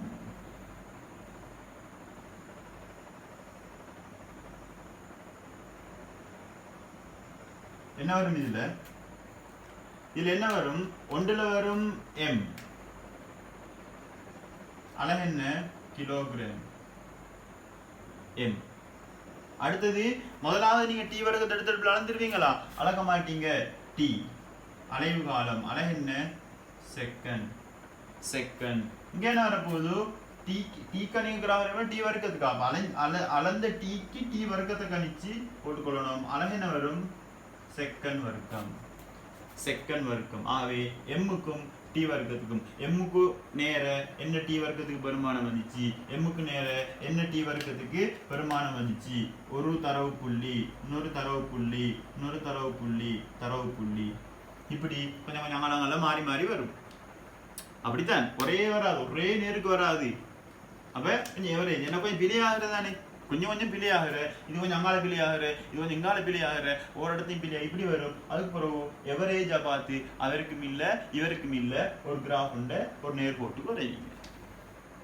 வரைஞ்சி இதுல படித்திறன் துணியணும். இதுல படித்திறன் துணியிற டைம்ல நல்லா ஞாபகம் வச்சுங்க. படித்திறன் துணியணும்னு சொன்னா உங்களுக்கு தெரியும், y-அச்சின் ஆள்கூறின் கீழ் x-அச்சின் ஆள்கூறு. எக்ஸச்சின் ஆள்கூறு. நீங்க வரைப்பு வரைகிறதுக்கு இப்படி ஒயிட் போர்டையோ ஒரு ஒயிட் ஷீட்டையோ பயன்படுத்தலாம். வெள்ளைத்தாள் பயன்படுத்துறது. என்ன பயன்படுத்துற? அந்த கிராஃப் தான் அடிக்குது, கொட்டு வந்தது, அதுதான் லேசி. அப்பதான் உங்களுக்கு y-அச்சின் ஆள்கூறு x-அச்சின் பெருமானம் எல்லாம் துணியேறும். இது சும்மா வெள்ளத்தாள் வச்சு துணியலுமா? ஏலா. அப்ப நீங்க பயன்படுத்தின திணிவு 1 2 3 4 5 திணிவு பயன்படுத்திக்கிறீங்க. ஒரு திணிவு, 2 திணிவு, 3 திணிவு, 4 திணிவு, 5 திணிவு பயன்படுத்தி இருக்கீங்க. ஆகவே 5 திணிவு பயன்படுத்தி தான் அலைவு எடுத்திக்கிறீங்க. இன்னும் பார்க்கல நாங்க எப்படி அலைவு எடுத்துன்னு சொல்லி இன்னும் பார்க்கல. இப்ப பாருங்க, இப்ப நீங்க என்ன செய்றீங்க? இப்ப நீங்க வரைபட படித்திறன துணிய போறீங்க. வரைபட படித்திறன துணிய போறீங்க. வரைபட படித்திறன துணியறதுக்காக வேண்டி நீங்க என்ன செய்ய போறீங்கன்னு சொன்னா, இதுல 2 புள்ளி செலக்ட் பண்ணுவீங்க. நீங்க எந்த 2 புள்ளியை செலக்ட் பண்ணணும்னு சொன்னா, நீங்க இது என்ன, இந்த டொட் என்ன, நீங்க வரைபட எடுத்த பிராக்டிகல் எடுத்த வாசிப்புகள் எம்முக்குரிய டி வர்க்கம், எம்முக்குரிய டி வர்க்கம், அடுத்த எம்முக்குரிய டி வர்க்கம், அடுத்த எம்முக்குரிய டி வர்க்கம், அடுத்த எம்முக்குரிய டி வர்க்கம். இந்த புள்ளிகளை செலக்ட் பண்ணப்படாது. படித்திறன் துணிறதுக்காக நீங்க 2 புள்ளி செலக்ட் பண்ணணும். இப்படியே கீழே இருந்து மேலுக்கு பார்த்துட்டு போகணும், மேலே இருந்து இங்க பார்த்துட்டு வரணும். 7 மானம் மட்டும் நீளமா 2 புள்ளி செலக்ட் பண்ணணும். முதலாவது ரூல்ஸ். நீங்க படித்திறன் துணிறதுக்காக செலக்ட் பண்ற புள்ளி இந்த கிராஃப் தருவான், எக்ஸாம்ல தருவான், பெரிய ஒரு பேஜுக்கு அடிச்சு தருவான். ஏன்னு சொன்னா அந்த சின்ன சின்ன ஒரு கொட்ரூல் தான் இது. இப்படியே பாக்ஸ் இருக்கும். அந்த பாக்ஸுக்குள்ள எங்களுக்கு அதை விளங்கணும், சரியா கிளியரா விளங்கணுக்கான ஒரு பேஜ் ஃபுல்லா, அரை பேஜ் ஃபுல்லா அடிச்சிருப்பான். அரை பேஜ் ஃபுல்லா அடிச்சிருப்பாங்க. எங்களுக்கு ஃபுல்லா அழகா பார்க்கலாம். அப்படி பார்க்குற டைம்ல நீங்க மேலுக்கு இருந்து பார்த்துட்டு வரணும், மேலுக்கு இருந்து பார்த்துட்டு வரணும். தரவு புள்ளி இருந்தா, கிராஃப்ல தரவு புள்ளிகள் இருந்தால், இப்படி கிராஸ் தரவு புள்ளியும் கிராஃப்ல இருக்குமா இருந்தா அதை எடுக்கப்படாது. அதை எடுத்தா லேசி. அதை எடுத்தா லேசி. ஏலேசி இங்கேயும் ஒரு வாசிப்பு இருக்கும், இங்கேயும் ஒரு நேரடி வாசிப்பு இருக்கும். ஏன்னா நாங்கள் எடுத்த வாசிப்பு தான் டொட்டே வச்சிருக்கோம். இங்கே எத்தனை 0.4 கிலோகிராமுக்கு 10. அந்த புள்ளியை நீங்க எடுத்தீங்கடா 10க்கு 0.4 வரும். அப்புறம் இன்னொரு புள்ளி எடுத்துட்டீங்க. இன்னொன்று எடுத்தீங்கடா 2க்கு 0.1 வரும். அப்ப 10 2 வித்தியாசம். 0.4க்கு 0.3 வித்தியாசம். எடுத்தா y-அச்சின் ஆள்கூறின் கீழ் x-அச்சின் ஆள்கூறு. அவர் யாரு? படித்திறன் லேசா தெரிஞ்சிடலாம். ஆனா அப்படி எடுக்கிறல்ல. ஏன் அப்படி எடுக்கிறல்லண்டா, அது உண்மையா அப்படி எடுக்கிறல்ல, அது ஒரு எவரேஜ் பெருமானம். அப்ப இந்த லைன்ல தரவு புள்ளி இல்லாம, ஏன்னு சொன்னா நீங்க ஒரு வாசிப்படுத்தோடனே பாருங்க. இன்னொரு விஷயம் சொல்றேன். நீங்க இங்க 0.1 கிலோகிராம வைக்கிறீங்க. 0.1 கிலோகிராம வைக்கிறீங்க. 0.1 கிலோகிராம் ஓகே. இப்போ நீங்க ப்ராக்டிக்கலா செய்றீங்க, அலைவு காலத்தை அளக்குறீங்க. என்ன அலைவு காலம் அளந்துட்டீங்க. அவாக்கு ஒரு டி வர்க்கம் 0.1க்கு டி வர்க்கம். இதுல போட்டா டி வர்க்கத்தின் கீழ் 0.1 போட்டு பிரிச்சிங்கன்னா படித்திறன் நடக்கும். ஒரு வாசிப்பு எடுத்த உடனேயே உங்களுக்கு கேய துணியலாம். ஏலாதா ஏழுமே டீயை துணிச்சிட்டீங்க, டி வர்க்கம் தெரியும், வச்ச திணிவு அளந்துட்டீங்க, எம் தெரியும். இழுத்து தராசில திணிவை தூக்கி வச்சு பாக்குறீங்க, ரைட். இல்லாட்டி திணிவுலேயே போட்டிருக்கும் 0.1 கிலோகிராம் 100 கிராம். ஆகவே இதுவும் தெரியும் இதுவும் தெரியும் போட்டு பிரிச்சிங்கண்டா இவர் வருவாரு. அப்ப இவருக்கு வர விட தெரியும். ஆகவே கே சமன் கே தானே தெரியா, 4 தெரியும், பை வர்க்கம்ன்றது உங்களுக்கு தெரியும், 22 வர்க்கம். அப்ப இதுவும் தெரியும் இதுவும் தெரியும் இதுவும் தெரியும், இது மட்டும் தெரியா. ஒரு வாசிப்புலையே விட. ஆனா ஏன் அப்படி எடுக்கிறல, ஏன் அப்படி எடுக்கிறல, ஏன் அப்படி எடுக்கிறலன்னு சொன்னா இங்க நீங்க எடுத்த ஒரு வாசிப்புல இந்த எம்முக்கு நீங்க துணிஞ்ச செகண்ட் நீங்க ஒரு 4 செகண்ட் துணிஞ்சிருப்பீங்க, ஒரு 2 செகண்ட் துணிஞ்சிருப்பீங்க. அந்த 2 செகண்ட் பிழையா இருக்கும். 2 செகண்ட் சம்டைம் பிழையாக இருக்கலாம். நீங்க 1.9 துணிய வேண்டியதை 2 துணிஞ்சு வச்சிருப்பீங்க. விளங்குதா? நீங்க மறுகா இன்னொரு வாசிப்பு எடுக்கிறீங்க, அதுக்கு 2.2 வருது. உண்மையா 2.2 வந்திருக்கணும். ஆனா நீங்க என்ன 2.3 துணிஞ்சிருக்கீங்க. இன்னொரு வாசிப்பு வருது, உண்மையா 2.5, இப்ப குறைவா துணிஞ்சிருக்கிறீங்க 2.4. அப்ப பில உண்மையான பெருமானத்திலிருந்து பிழைகள் வரலாம். ஆனா எங்களுக்கு தெரியாத உண்மையான பெருமானம். ஆகவே ஒரு பிழை கொஞ்சம் முன்னுக்கு போகும், இன்னொரு பிழை கொஞ்சம் பின்னுக்கு வரும், முன்னுக்கு பின்னுக்கு ஆகி. அப்ப பல வாசிப்புகள் எடுத்து கிராஃப் வரைகிற நேரம் அப்ப எவரேஜ் ஒன்று கிடைக்கும். ஒரு வாசிப்பை நம்பேலா, பல வாசிப்புகள் எவரேஜ் கிராஃப்னு செல்றது பல வாசிப்புகள் எவரேஜ் தான். இப்ப நான் கதைச்சிட்டு இருக்கிறது இங்க மட்டும் இல்ல. உங்களுக்கு டவுட் வந்து இல்லையா? இந்த டவுட் வந்து இல்லையா? ஏன் நாங்க ஒரு வாசிப்போட நிப்பாட்டி கொள்றதில்ல? நிப்பாட்டினா என்ன பிரச்சனைன்னு சொன்னா, நிப்பாட்டலாம். ஒரு நேரம் அந்த வாசிப்பு பிழையா இருந்தா, எடுத்த ஒரு வாசிப்பும் கொஞ்சம் அங்கலங்கள பிழையா இருந்தா வரப்போற விடையும் பிழையா வரும். சரியா தெரிஞ்ச விட பிழையா வரும். அப்படித்தானே? இது கொஞ்சம் பிழையான வாசிப்படுத்தி கொஞ்சம் வித்தியாசமா நாங்க அளக்குறது மனுஷன் தானே, நாங்க ரொம்பவா இல்லதானே. ஆகவே அப்ப பல வாசிப்புகள் எடுக்கிற டைம்ல பல வாசிப்பு கிராஃப்னு சொல்றது என்னண்டா, பல வாசிப்புகளோட எவரேஜ் தான் இந்த கிராஃப்னு சொல்றது. நல்லா விளையுங்க. ஆகவே பல வாசிப்புகள் எடுக்கிற டைம்ல நாங்க ஒன்று கொண்டு விட்ட பிழைகள் நாங்கள் எஜஸ்ட் ஆகி ஒரு நல்ல கிராஃப் ஒன்று கிடைக்கும். அப்ப கிராஃபுக்கு தான் இப்ப நாங்க படித்திறன் பார்க்கணும். இதே ஒரு புள்ளி எடுத்தாலும் செய்யலாம். இந்த புள்ளிக்கும் நீங்க எம் இதை துணிஞ்சா நேரடியா போட்டா விடு. ஆனா அப்படி போடப்படாது. அப்படி போடுற எனத்துக்கு பல வாசிப்புகள் எடுக்கிற. அப்ப நாங்க வரைஃபு இந்த புள்ளியில எடுத்தா சம்டைம் பிழையாகிறது சான்ஸ் இருக்குது. அப்ப நாங்க எவரேஜா வந்து அந்த வரைஃபுல தான் நாங்க ஒரு புள்ளியை செலக்ட் பண்ணணும். எப்படி புள்ளிண்டா என்றவரை தூரமாக இருக்கக்கூடியதாக செலக்ட் பண்ணணும். அதுக்கு மேலே இருந்து கீழே பார்த்துட்டு வரணும். y-அச்சுக்கு வாசிப்பு கிடைக்கக்கூடிய ஒரு புள்ளி இருக்கணும், x-அச்சுக்கு வாசிப்பு கிடைக்கக்கூடிய ஒரு புள்ளி இருக்கணும். ஏன் மேலே இருந்து கீழே பார்த்துட்டு வரணும்? இப்ப நீங்க கிராஃப் செய்யற மாதிரி, கிராஃப் கேள்வி ஒன்று செய்யற மாதிரி யோசிங்க. பொட்ரோல் இப்படி இருக்கும்.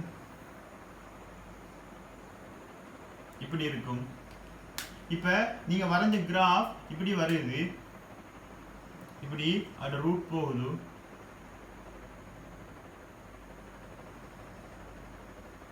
இப்படி போகுது,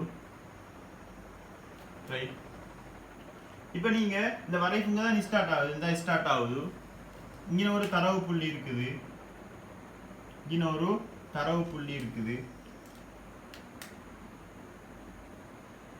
சுவரா தரவு புள்ளி இந்த பாக்ஸ்ல இருக்கும். இந்த பாக்ஸ் ரெண்டும் கிராஸ் ஆகிற இடத்துல தரவு புள்ளியும் இருக்கு. நீங்க அதுக்கு தானே வரைஞ்சிக்கிறீங்க. இங்க இருந்து இப்படி பார்த்து இங்க இருந்து பார்த்தா டொட்டை வச்சுக்கிறீங்க. அதே நேரம் மேலே இருந்து பார்த்துட்டு வாரீங்க, கிராஃப் இப்படி கீழோக்கு போகுது. இப்ப நீங்க என்ன செய்றீங்கன்னு சொன்னா, அப்படியே மேலே இருந்து பார்த்துட்டு வாரீங்க. நீங்க ஏதோ 2 புள்ளி செலக்ட் பண்ணணும். மேலே இருந்து அப்படியே பார்த்துட்டு வாரீங்க. இதெல்லாம் வாசி படிக்கலாம். x-அச்சு y-அச்சு வெற்ற புள்ளிகள் இல்ல. அப்படியே இங்கேயும் வாசி படிக்கலாம். இங்க x-அச்ச மட்டும்தான் வெட்டுது, y-அச்ச வெற்ற புள்ளி இல்ல.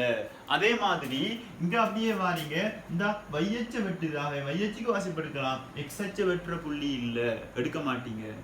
வாசிப்பு எடுக்கக்கூடிய புள்ளி தான் செலக்ட் பண்ணணும். அப்புறம் அப்படியே கீழோக்கு வாரீங்க, கிராஃப் யாரை வெட்டுது. ஆனா என்ன பிரச்சனைன்னு சொன்னா அது தரவு புள்ளி. நீங்க எடுத்த எம்முக்குரிய அங்கால டி வர்க்கத்துக்குரிய ஒரு வாசிப்பு சந்திக்கிற புள்ளி நீங்க எடுத்த வாசிப்பு. அப்ப அதையும் செலக்ட் பண்ணலாம். இப்ப இன்னும் கீழோக்கு வாரீங்க, ஏன்னா என்ற வரை பெரிய புள்ளி எடுக்கணுமே, அதுதான் மேலுக்கு இருந்து பார்த்துட்டு வாரீங்க. ரைட், இந்தா வெட்டுது, அதுக்கு ஒரு அம்புக்குரிய போட்டு காட்டுங்க. இது என்ன, நீங்க செலக்ட் பண்ணின ஒரு புள்ளி. இப்ப இதுக்கு y அச்சு வாசிப்பு எடுக்கலாம், x அச்சு வாசிப்பு எடுக்கலாம் தானே. ஆகவே நீங்க இங்கதான் அந்த புள்ளியை செலக்ட் பண்ணிக்கிறீங்கடா, ஒரு அம்புக்குறி. எனக்கு பேப்பர் திருத்துற வரைக்கும் உங்களுக்கு ஸ்ட்ரக்சர் பேப்பர் பேய்த்திரும், பாப்பார் அவர் பார்த்து விளங்கணும். அதுக்கு பிறகு அதே மாதிரி கீழே இருந்து பார்த்துட்டு வாங்க, தரவு புள்ளி எடுக்கப்படாது. இப்ப நான் கதைச்சிட்டு இருக்கிறது எல்லா ஹீட் ப்ராக்டிக்கல் தான், லைட் ப்ராக்டிக்கல் தான், எல்லா ப்ராக்டிக்கலும் தான். சரியா? அப்ப கீழே இருந்து பார்த்துட்டு வாங்க. இதே மாதிரி ஒரு இயன்ற வரை இன்னைக்கு ஒரு புள்ளியை கண்டுபிடிக்கிறீங்க, அது தரவு புள்ளியிலையும் இல்லை, அது மாதிரி வாசிப்பு எடுக்கக்கூடிய அழகான இப்படி அந்த கிராஸ் லைனை கிராஸ் பண்ற ஒரு புள்ளியாகவும் இருக்குது. ஆகவே இங்கே நீங்க அடுத்தது 2 அம்புக்குறி போட்டு காட்டுங்க. நான் செலக்ட் பண்ணின 2 புள்ளியும் இதுதான். இப்ப இதுக்கு என்ன செய்ய போறீங்க, அப்படியே வாசிப்பு எடுக்கிறீங்க. y2 எவ்வளவு வருது, y2. இதுக்குரிய x அச்சுல வாசிப்பு வருது x2. ஏன்னா குரோசார புள்ளி எடுத்துக்கிறோம், லேசா x அச்சுல வாசிப்பு எடுக்கலாம், லேசா y அச்சுல வாசிப்பு எடுக்கலாம். அதே மாதிரி இதுக்கும் இங்கால பாக்குறீங்க y1, இதுக்கும் பாக்குறீங்க x1. படித்திறன் என்ன, y2 y அச்சினால் கூறின் கீழ் x அச்சினால் கூறு, y2 மைனஸ் y1 இன் கீழ் x2 மைனஸ் x1. இதுதான் படித்திறன். வரைஞ்ச வரைபட படித்திறனை துணிச்சிட்டீங்க. ஆகவே படித்திறன் சமன் இது திணிவு, இது படித்திறனே, எம்பார் ஒன்று போட்டிக்கிறேன். படித்திறன் சமன் 4 பை வர்க்கம் கீழ் k. ஆகவே k சமன் 4 பை வர்க்கத்தின் கீழ் படித்திறன். 4 தெரியும், பை வர்க்கம் தெரியும், நீங்க வரைஞ்ச வரைப்புல இருந்து அழகான ஒரு படித்திறனை துணிச்சிட்டீங்க. அது ஒரு எவரேஜை தருகிறது. ஆகவே கேய துணிஞ்சிட்டீங்க. இப்ப நான் ஒன்றே ஒன்று மிஞ்சிக்குது.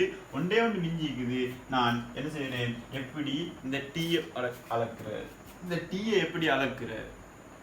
டீயை அளக்கிறதுக்கு நான் என்ன செய்ய போறேன்னு சொன்னா, ஒரு ஊசி ஒன்றை வச்சுக்கிறேன். இந்த ஊசியை வச்சுட்டு இதை நான் அப்படியே இங்க வச்சு கீழே இழுத்து அலைய விட்டுறேன்.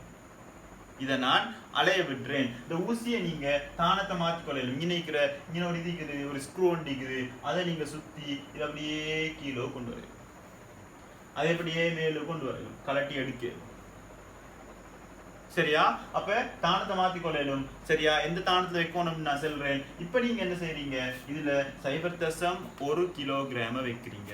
0.1 கிலோகிராம நீங்க வச்சிர டைம்ல ஒரு அலைவு வருது, 0.1 கிலோகிராமுக்கு அலைவு வருது. இப்ப நீங்க என்ன செய்றீங்க, இதை கீழ் நோக்கி இழுத்து அப்படியே விட்டுறீங்க. அப்படியே ஆர் முடிக்கிட்டு மேலுக்கு போகுது, மரம் அமர் முடிக்கிட்டு மேலுக்கு போகுது, திருப்ப மேலுக்கு கீழ் நோக்கி 6 முடிக்கிட்டு வருது, வேகம் கூடிட்டு ஒரு சமநிலை தானத்துல, அதாவது சமநிலை தானத்துல வச்சு உயர் வேகத்தோட கடக்குது, கீழே பெய்த்து ஓய்வடையுது. வலிமை சேகத்தை ஆற்றத் தொடங்குது. இப்ப நீங்க முதலாவது டீ அளக்குற வேலை, அதாவது 0.1 கிலோகிராமுக்கு என்ன டீன்னு சொல்லி அளக்குறதுக்காக வேண்டி வந்திருக்கிறீங்க. இப்ப நீங்க என்ன செய்றீங்க, அளக்குற டைம்ல இப்ப முதலாவது கீழே இப்படி விட்ட உடனே ரைட், அப்படியே இந்த புள்ளி இந்த ஊசியை தாண்டி மேலுக்கு போற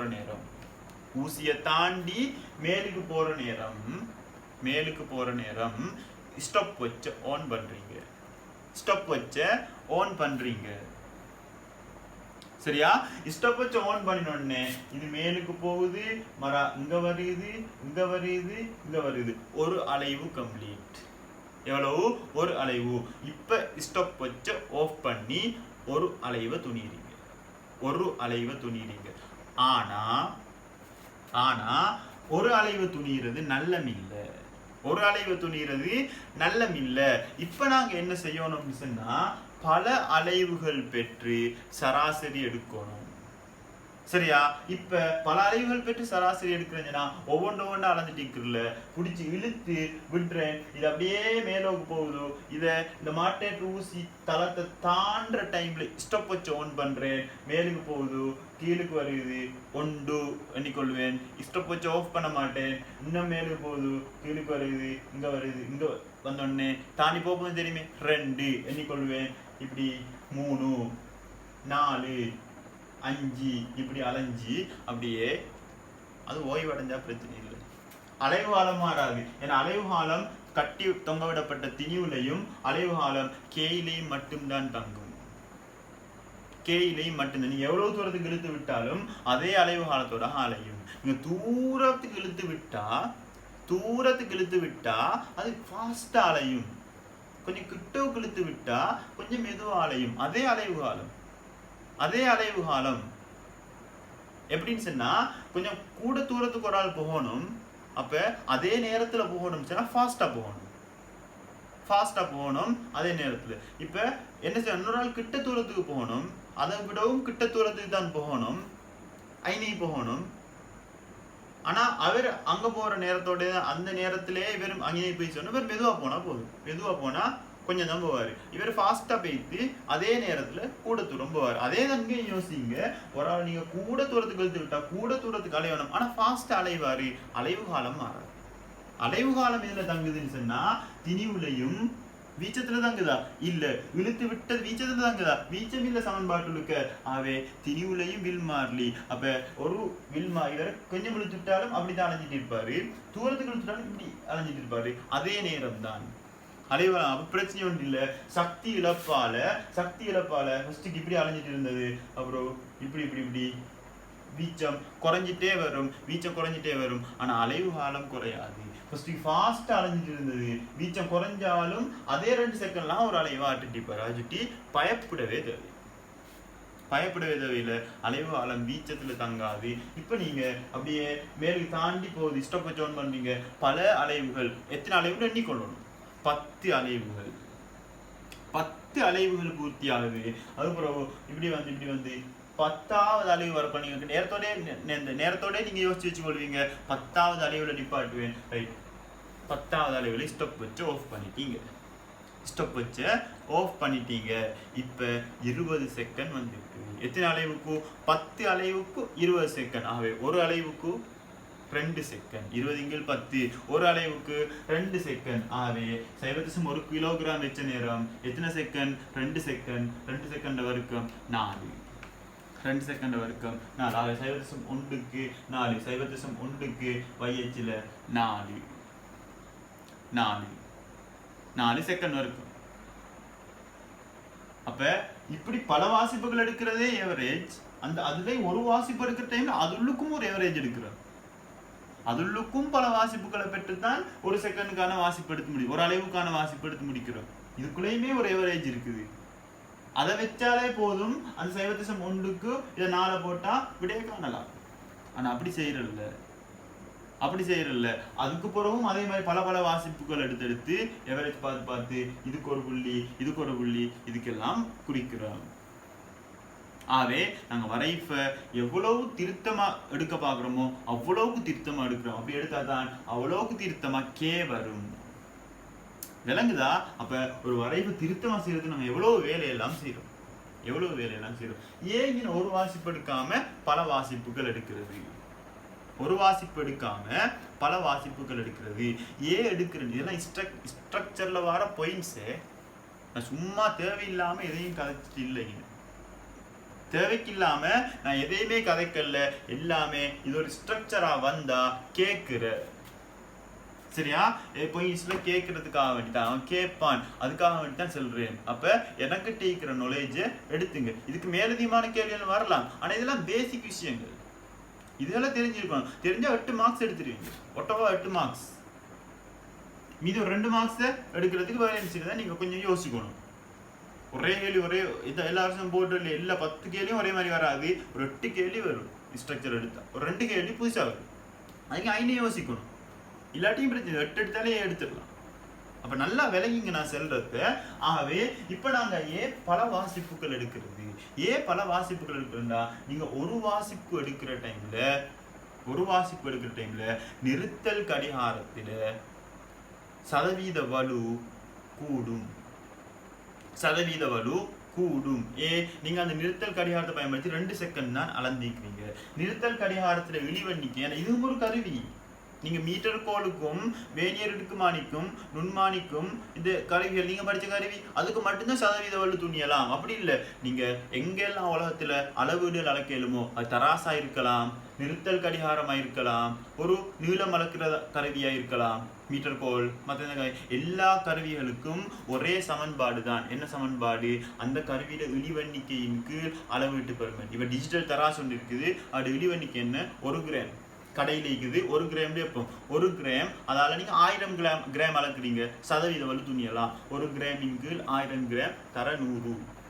இழிவெண்ணிக்கையின் கீழ் அளவீட்டு பெறுமன் தர 100. இதன் பொதுவான சமன்பாடு. ஆகவே எங்கட நிறுத்தல் கடிகாரத்துக்கு என்ன சதவீத வலு வரப்போகுதுன்னு சொன்னா, இப்ப இழிவெண்ணிக்கை 0.1 செகண்ட் வைப்போம். 0.1 செகண்ட் இழிவெண்ணிக்கையுடைய ஒரு நிறுத்தல் கடிகாரம் இருக்குது. ஆகவே 0.1 செகண்ட் நீங்க ஒரு அலைவு தான் எடுக்கிறீங்க, 2 செகண்ட் தர 100. சதவீத வலு கூடும். இதே நீங்க நிறுத்தல் கடிகாரத்தை பயன்படுத்தி இப்போ ஒரே ஒரு வாசிப்பு தான் எடுக்கிறீங்க, அதுவும் 0.1 செகண்ட் தான் இழிவெண்ணிக்கை, அதே நிறுத்தல் கடிகாரம் தானே. ஆனா அதை பயன்படுத்தி நீங்க எத்தனை வாசிப்பு எடுக்கிறீங்க? ஒரே நேரத்துல 20 செகண்ட் சரி வாசிப்பு அளந்து எடுத்துக்கிறீங்க. ஒரு கதை ஆன் பண்ணீங்க, ஒரு கதை ஆஃப் பண்ணிட்டீங்க. ஒன்றுல தனி வாசிப்போட நிப்பாட்டிட்டீங்க, இதுல 20 செகண்ட் வாசிப்படுத்திருக்கீங்க. 20 செகண்ட் ஒரு வாசிப்படுத்திக்கிறீங்க. ஆகவே ஆனா இப்படி வராது. 2க்கு 10 அளவு சரியா 20 வராது. கொஞ்சம் வித்தியாசமா ஏன்னா கொஞ்சம் பிளவு வரும். இதுல கொஞ்சம் பிளவு வந்திருக்கு. இதுல பிளவு வந்து ஒரு நேரம் 19.8 வந்திருக்கு. 1.98 செகண்ட். அட வர்க்கம் பார்க்கணும். 4 விட கொஞ்சம் குறைவா வரும். விளங்குதா? ஆகவே நீங்க வாசிப்படுக்கிறத கொஞ்சம் பிளவுகள் வரும். சும்மா உங்களுக்கு விளங்குறதுக்கு ஆடித்தல்வேன். அப்ப 2வது வாசிப்பட சதவீத வலு எவ்வளவுன்னு சொன்னா, இழிவெண்ணிக்கையின் கீழ் 20 செகண்ட் தர 100. இதுல சதவீத வலு குறைஞ்சிட்டு, சதவீத வலு என்ன செஞ்சுட்டு குறைஞ்சிட்டு. இதுல சதவீத வலு இது எத்தனை வரப்போகுது? 1 10 10 5% வலு. 5% வலுண்டா 1% விட கூட, 1% விட கூட. ஆகவே இது திருத்தம் இல்லை. இதுல சதவீத வலு எவ்வளவு வரப்போ? 0.1 செகண்ட் தானே. 100 10 20 0.5% வலு நல்ல.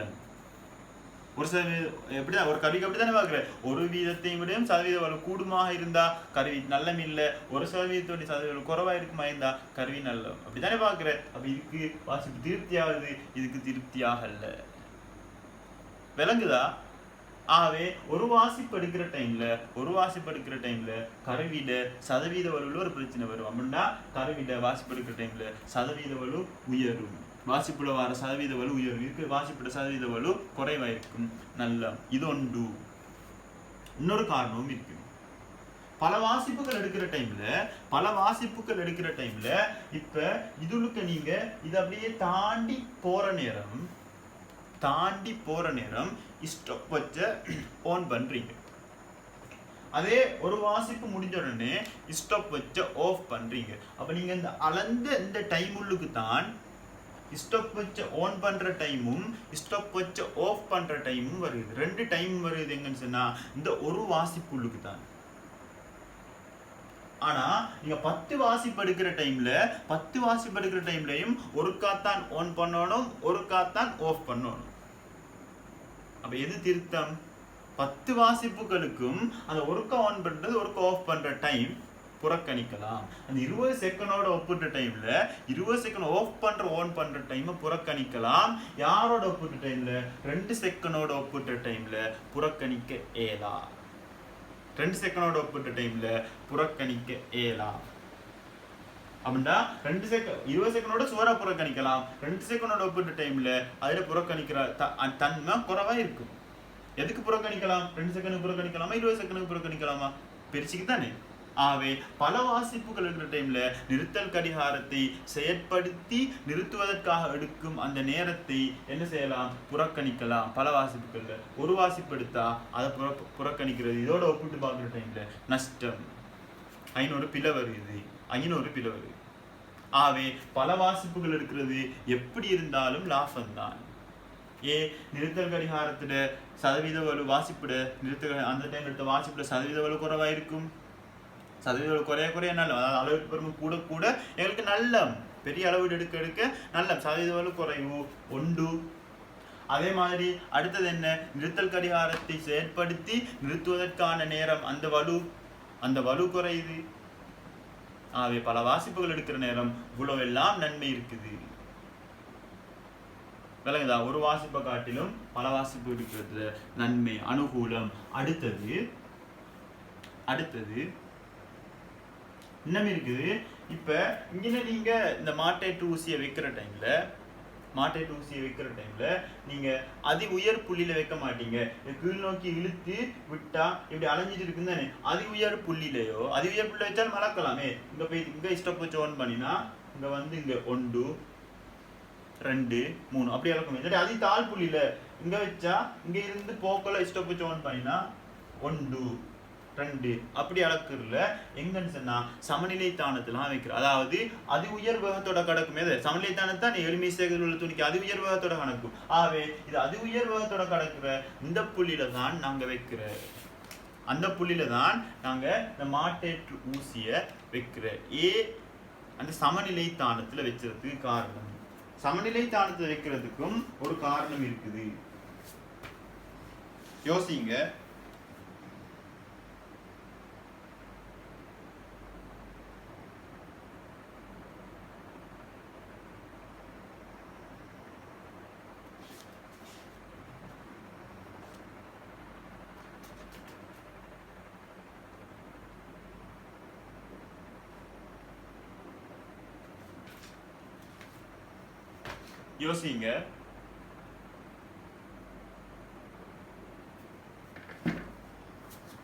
இங்க இப்படி சமநிலை தானது இப்ப நான் இதை கொஞ்சம் கீழே இறக்கி எதுல வைக்கிறேன்னு சொன்னா இதுல பொருத்தி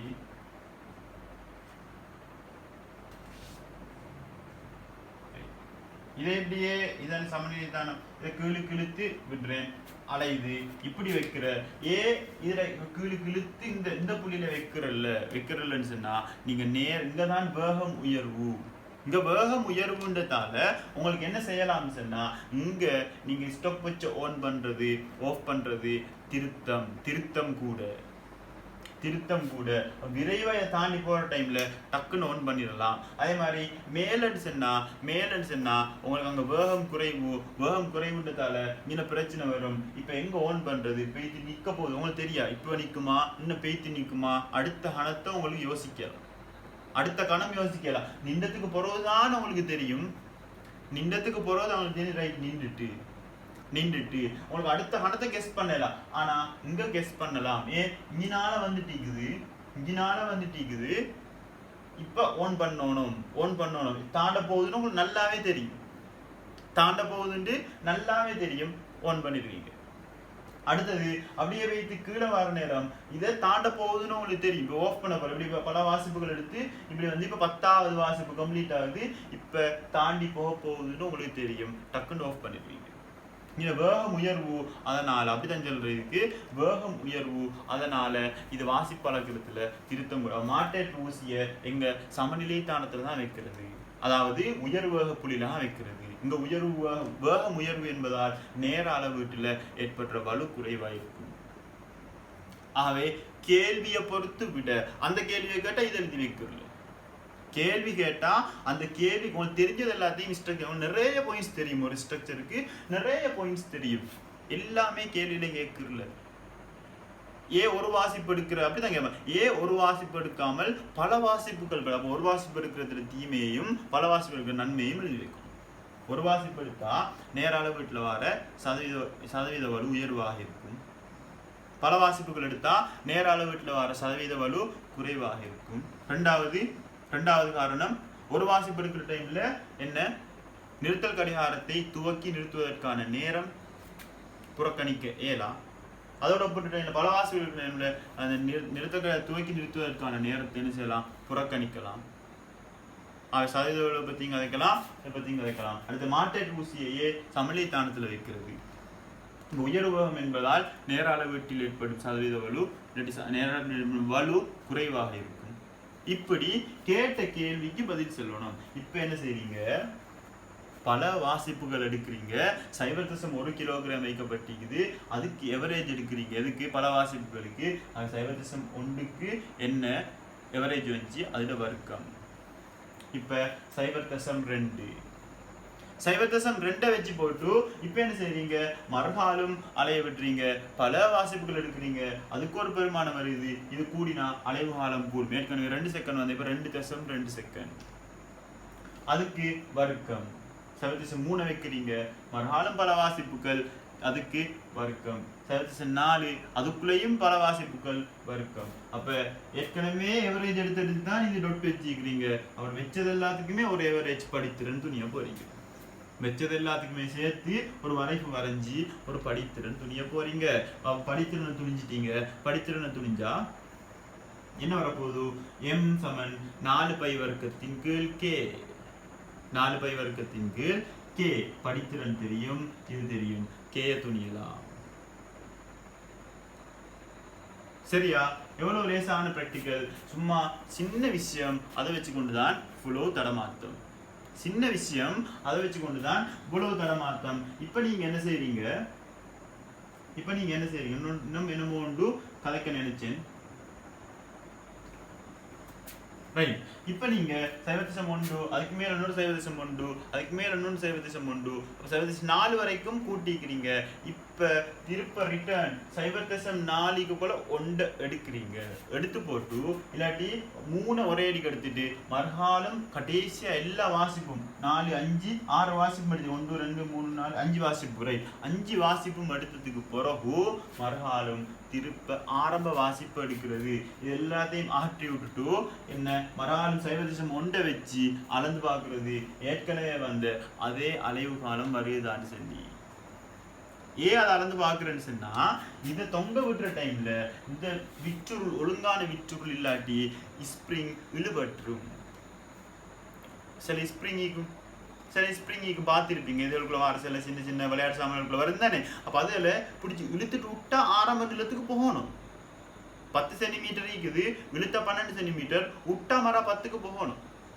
பிடிச்சி இழுத்துட்டு விட்ற டைம்ல மரா 10க்கு போகல, 12க்கு இழுபட்டது 11க்கு போய்த்து நின்றுட்டு. அப்போ ஸ்ப்ரிங் பழுது, அது ஸ்ப்ரிங் இல்லை. அப்படித்தானே? திரும்ப ஆரம்ப நிலத்துக்கு போனாரே பழைய வில்மார்லி இல்லை, பழைய ஆரம்ப நிலத்துக்கு போய்த்து ஸ்ப்ரிங் டேமேஜ் இல்லை. ஆனால் இது டேமேஜான ஸ்ப்ரிங்காக இருந்தால் நீங்கள் இழுக்க மரா இழுத்துட்டு மரா தீவிரம் எடுத்து பார்க்கணும். மரா ஆரம்ப நிலத்துக்கு போய்த்து இருக்காது, அப்போ டேமேஜ் ஆகிருக்கும். அப்போ மரா 0.1க்கு ஒரு வாசிப்பு பல வாசிப்பு, அதுக்குள்ள எவரேஜ் 0.2க்கு பல வாசிப்பு எவரேஜ் 3 0.4 மரா எல்லாத்தையும் இறக்கி போட்டு மறாலும் 0.1 வச்சு மறாலும் ஒரு வாசிப்பு எடுத்து எடுத்து பார்த்து இதுக்கு ஆரம்ப வாசிப்பு வருதுன்னு பார்த்துக்கொள்றேன். ரைட், வரும், பெரும்பாலும் வரும். வந்தா நீங்க செஞ்ச பரிசோதனை சரிதானே? இது எல்லா இங்க மட்டும் இல்ல, எல்லா ப்ராக்டிக்கல்லையும் தான். பேட்டரி எலக்ட்ரிசிட்டியில பேட்டரி இறங்கிக்குதா, மின் இறக்கம் அடைந்து இருக்குதான்னு பாக்குறதுக்கு என்ன செய்யற, முழு வாசிப்பையும் எடுத்துட்டு திரும்ப ஆரம்ப வாசிப்பு எடுத்து பார்க்குற அதே நிலைமைக்கு அதே வாசிப்பு திரும்ப வருதுதான்னு சொல்லி வந்தா பேட்டரி அதே பேட்டரி நினைக்குது, பேட்டரியோட வோல்டேஜ் குறைஞ்சில்ல. விளங்குதா? அவன் அதே மாதிரி இங்கேயும் ஒரு வாசிப்பு அப்படி ஒன்று இல்லை, இதுல அப்படி தாரல ப்ராக்டிக்கல்ல. ஆனா அப்படி கேட்டா எழுதி கொள்ள தெரியும். சரியா? இப்ப நான் என்ன செய்யறேன், எடுத்தாச்சு, கே துணிஞ்சாச்சு. லேசியானா சின்ன விஷயம் பரிசோதனை அமைப்பு ஒழுங்கு செய்றீங்க. டி சமன் 2π வர்க்கம் 2π√m. ஓகே, வடிவத்துமா டி வர்க்கம். அப்புறம் என்ன செய்றீங்க, வாசிப்பு எடுக்கிறீங்க, எம்முக்கும் டி வர்க்கத்தையும் எடுக்கிறீங்க, கிராஃபை வரைகிறீங்க. இந்த வடிவம் தான் வருது, இந்த வடிவம் தான் வருது. அப்ப y சமன் mx வடிவம் வருது. ஆகவே நீங்க போட்ட கிராஃப் சரி. டி அலைவு காலத்துக்கும் திணிவுக்குமான அதான தலைப்பு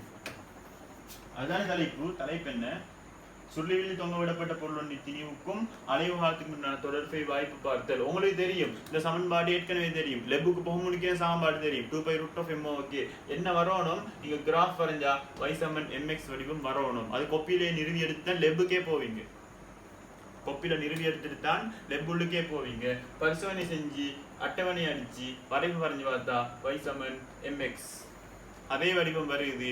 ஆகவே திணிவுக்கும் அலைவு காலத்துக்கும் இடையிலான தொடர்பை வாய்ப்பு பார்த்துட்டீங்க. y = mx வடிவம் பரிசோதனையிலையும் வருது, கொப்பிலையும் வருது. அப்ப பிராக்டிக்கல் செய்யற மாதிரி யோசிக்கணும். நீங்க பாடமாக்குற சிலாக்கள் சும்மா பாடமாக்குற இதனத்தையோ அதனத்தையோ எல்லாம் பாடமாக்கப்படாது.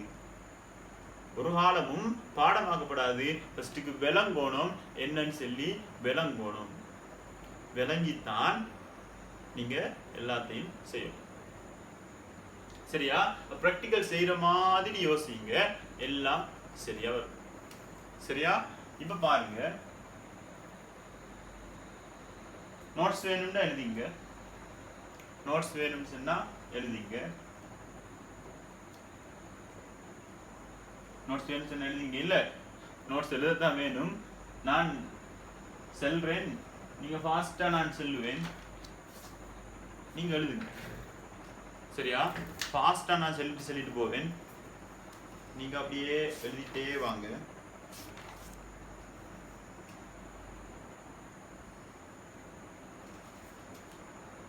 இது 50 கிராம் படித்தொகுதி, அதாவது 0.05 கிராம். நான் 100 கிராம் தானே சொன்னேன். இது 100 கிராம் இல்ல 50 கிராம். 0.05 0.1 0.1 அப்படி. ஆகவே இது போட்டுங்க. இந்த படத்தை வரைஞ்சி 50 கிராம் படித்தொகுதி. என்னென்ன வேணும்? நிறுத்தல் கடிகாரம் வேணும், சுழிவில் தேவை, தாங்கி தேவை, இந்த ஸ்டென் தேவை, தாங்கி. அந்த நான் தந்த பிடிஎஃப்ல 11வது பிராக்டிக்கல் அந்த படம் இருக்குது, பார்த்து வரைஞ்சிங்க. முதலாவது படத்தை பார்த்து வரைங்க. தலைப்பு தெரிந்தானே, மென்சுருளிவில் தொங்கவிடப்பட்ட திணிவின் நிலைக்குத்தான அலைவின் மூலம் வில்மாறிலி கேயை துணிதல். வில்மாறிலி கேயை துணிதல்.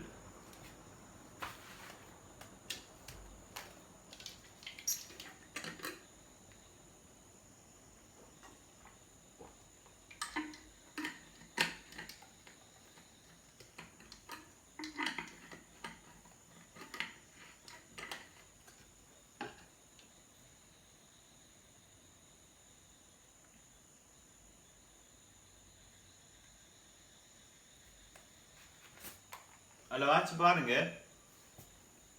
சும்மா அந்த ப்ராக்டிக்கல் புக்கையும் வாட்சி பாருங்க. தலைப்பு போடுங்க, மென்சுருளிவில் தொங்கவிடப்பட்ட திணிவின் நிலைக்குத்தான அளவின் மூலம் வில்மாறிலி கேயை துணிதல்.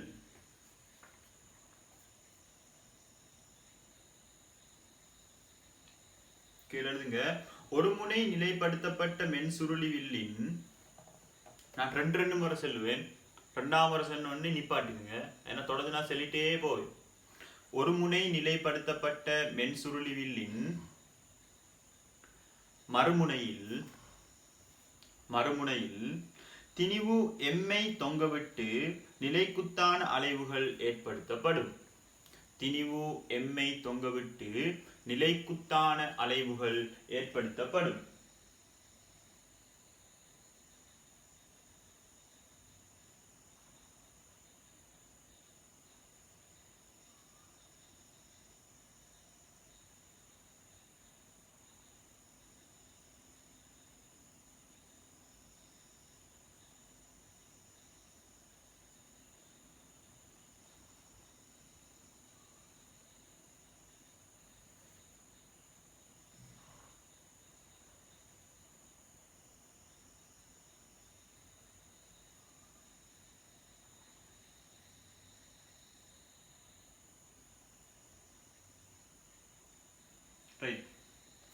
இது சிறிய அலை அப்படின்னா இடப்பெயர்ச்சி சிறுசிக்கு தான் T7 2π√m ஓகே பயன்படுத்தலாம். அப்படி எல்லாம் இருக்குது, தியரி சின்ன சின்ன தியரி இருக்குது.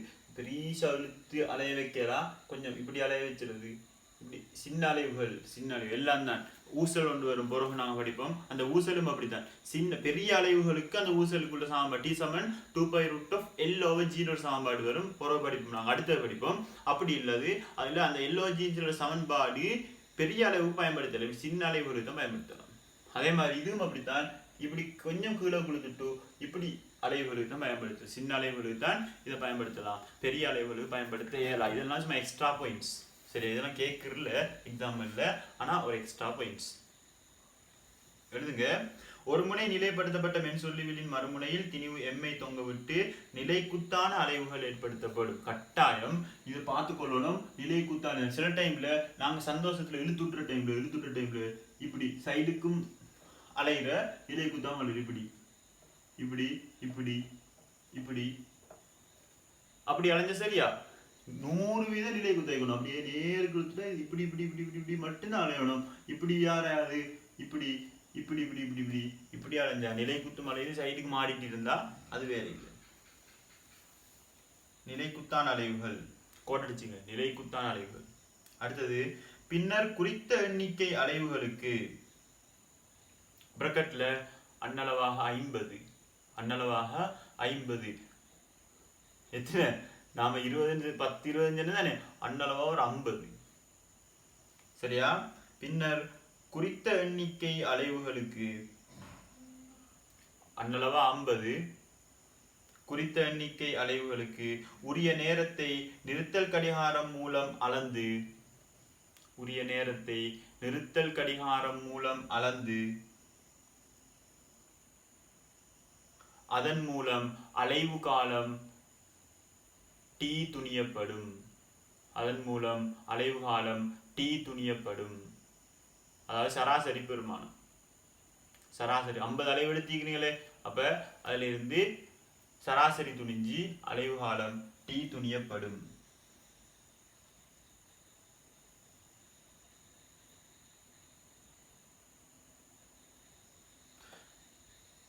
பின்னர் திணிவை மாற்றி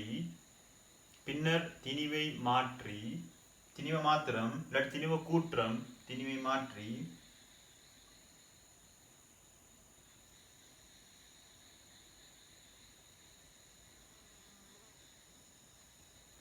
பரிசோதனை மீண்டும் செய்யப்பட்டு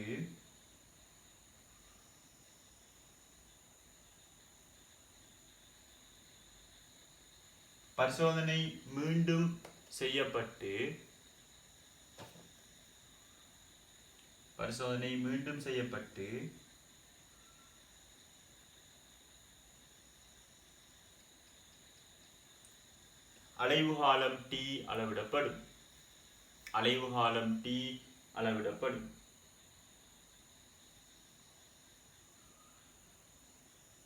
பின்னர் வாசிப்புகள்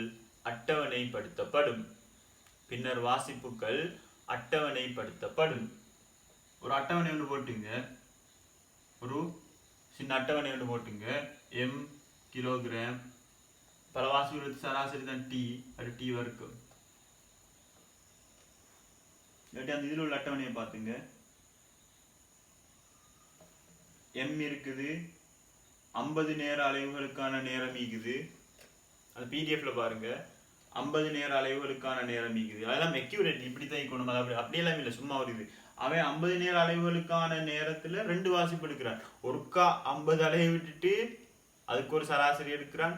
மறுகாலம் இன்னொருக்கா அதே திணியை வச்சு 50 அலையை விட்டுட்டு இன்னொரு வாசிப்பு எடுக்கிறான். இப்ப முதலாவது எடுத்து ஒரு சராசரி இருக்கும், 0.2 கிட்ட வரும். ரெண்டாவது எடுத்து ஒரு சராசரி இருக்கும், 0.2 கிட்ட வரும். அது ரெண்டையும் கூட்டி மறாயணி செய்யறான். 2ஆல பிரிச்சது தான் T, அதுல வர்க்கம் தான் T வர்க்கம். கைட்ல பாருங்க, அப்படித்தான் இருக்குது. அப்ப 50 வாசிப்பு கொஞ்சம் வாசி பாருங்க, அழிக்கிறது மறாலும் ஒரு 50 வாசிப்பு விளங்குதா என்னன்னு சொல்லி அவன் எவ்வளவு பயப்படுறான். சின்ன பிழையாயினாலும் பெரிய மாத்தம் ஒன்று வரும்னு பயப்படுறான். டீல ஒரு சின்ன பிழையாயினாலும் பெரிய பிழை ஒன்று வரும். T வர்க்கமே பிழையும் வர்க்கிச்சுட்டு போகும். டீட 4ஆம் அடுக்கு வர இடங்கள் இருக்குது சில இடங்கள்ல. அப்ப சின்ன பிழையாயினாலும் 4ஆம் அடுக்குல பிழையாகும். புறவு படிப்பீங்க. அப்ப இந்த வர்க்கம் கணம் எல்லாம் மாறுறதுல கவனமாயிக்கணும். டீக்கு வாசிப்படுக்கு எவ்வளவு கவலைப்பட்டுண்டா எவ்வளவு கஷ்டப்படுறானே வாசிப்படுகிறதுக்கு. அட்டவணைப்படுத்தப்படும்.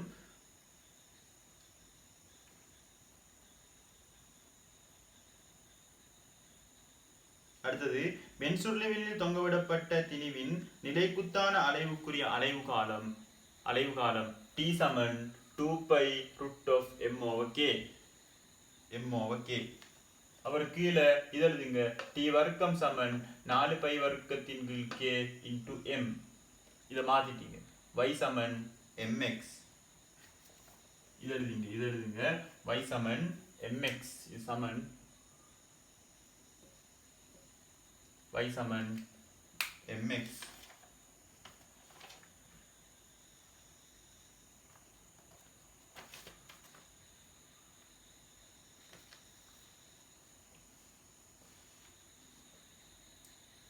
படித்திறன் சமன் 4π வர்க்கத்தின் கீழ் k.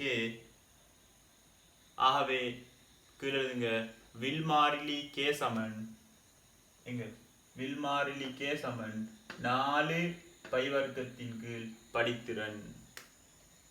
இது 4π வர்க்கம் 4π வர்க்கத்தின் கீழ் படித்திறன். வில்மாறிலி k சமன் 4π வர்க்கத்தின் கீழ் படித்திறன். சரிதானே?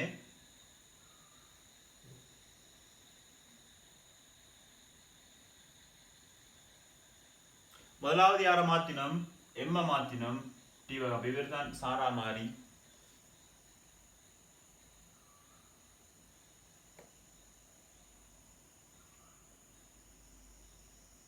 இப்ப டி வர்க்கம் எதிர் எம் வரைஃபு. இந்த வரைஃபை வரைஞ்சிங்க. அந்த பிராக்டிக்கல் புக்ல பாருங்க வரைஃபி இருக்குது.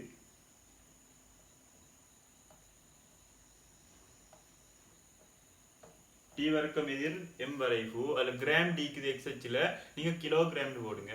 கிராம் போட வேணாம்.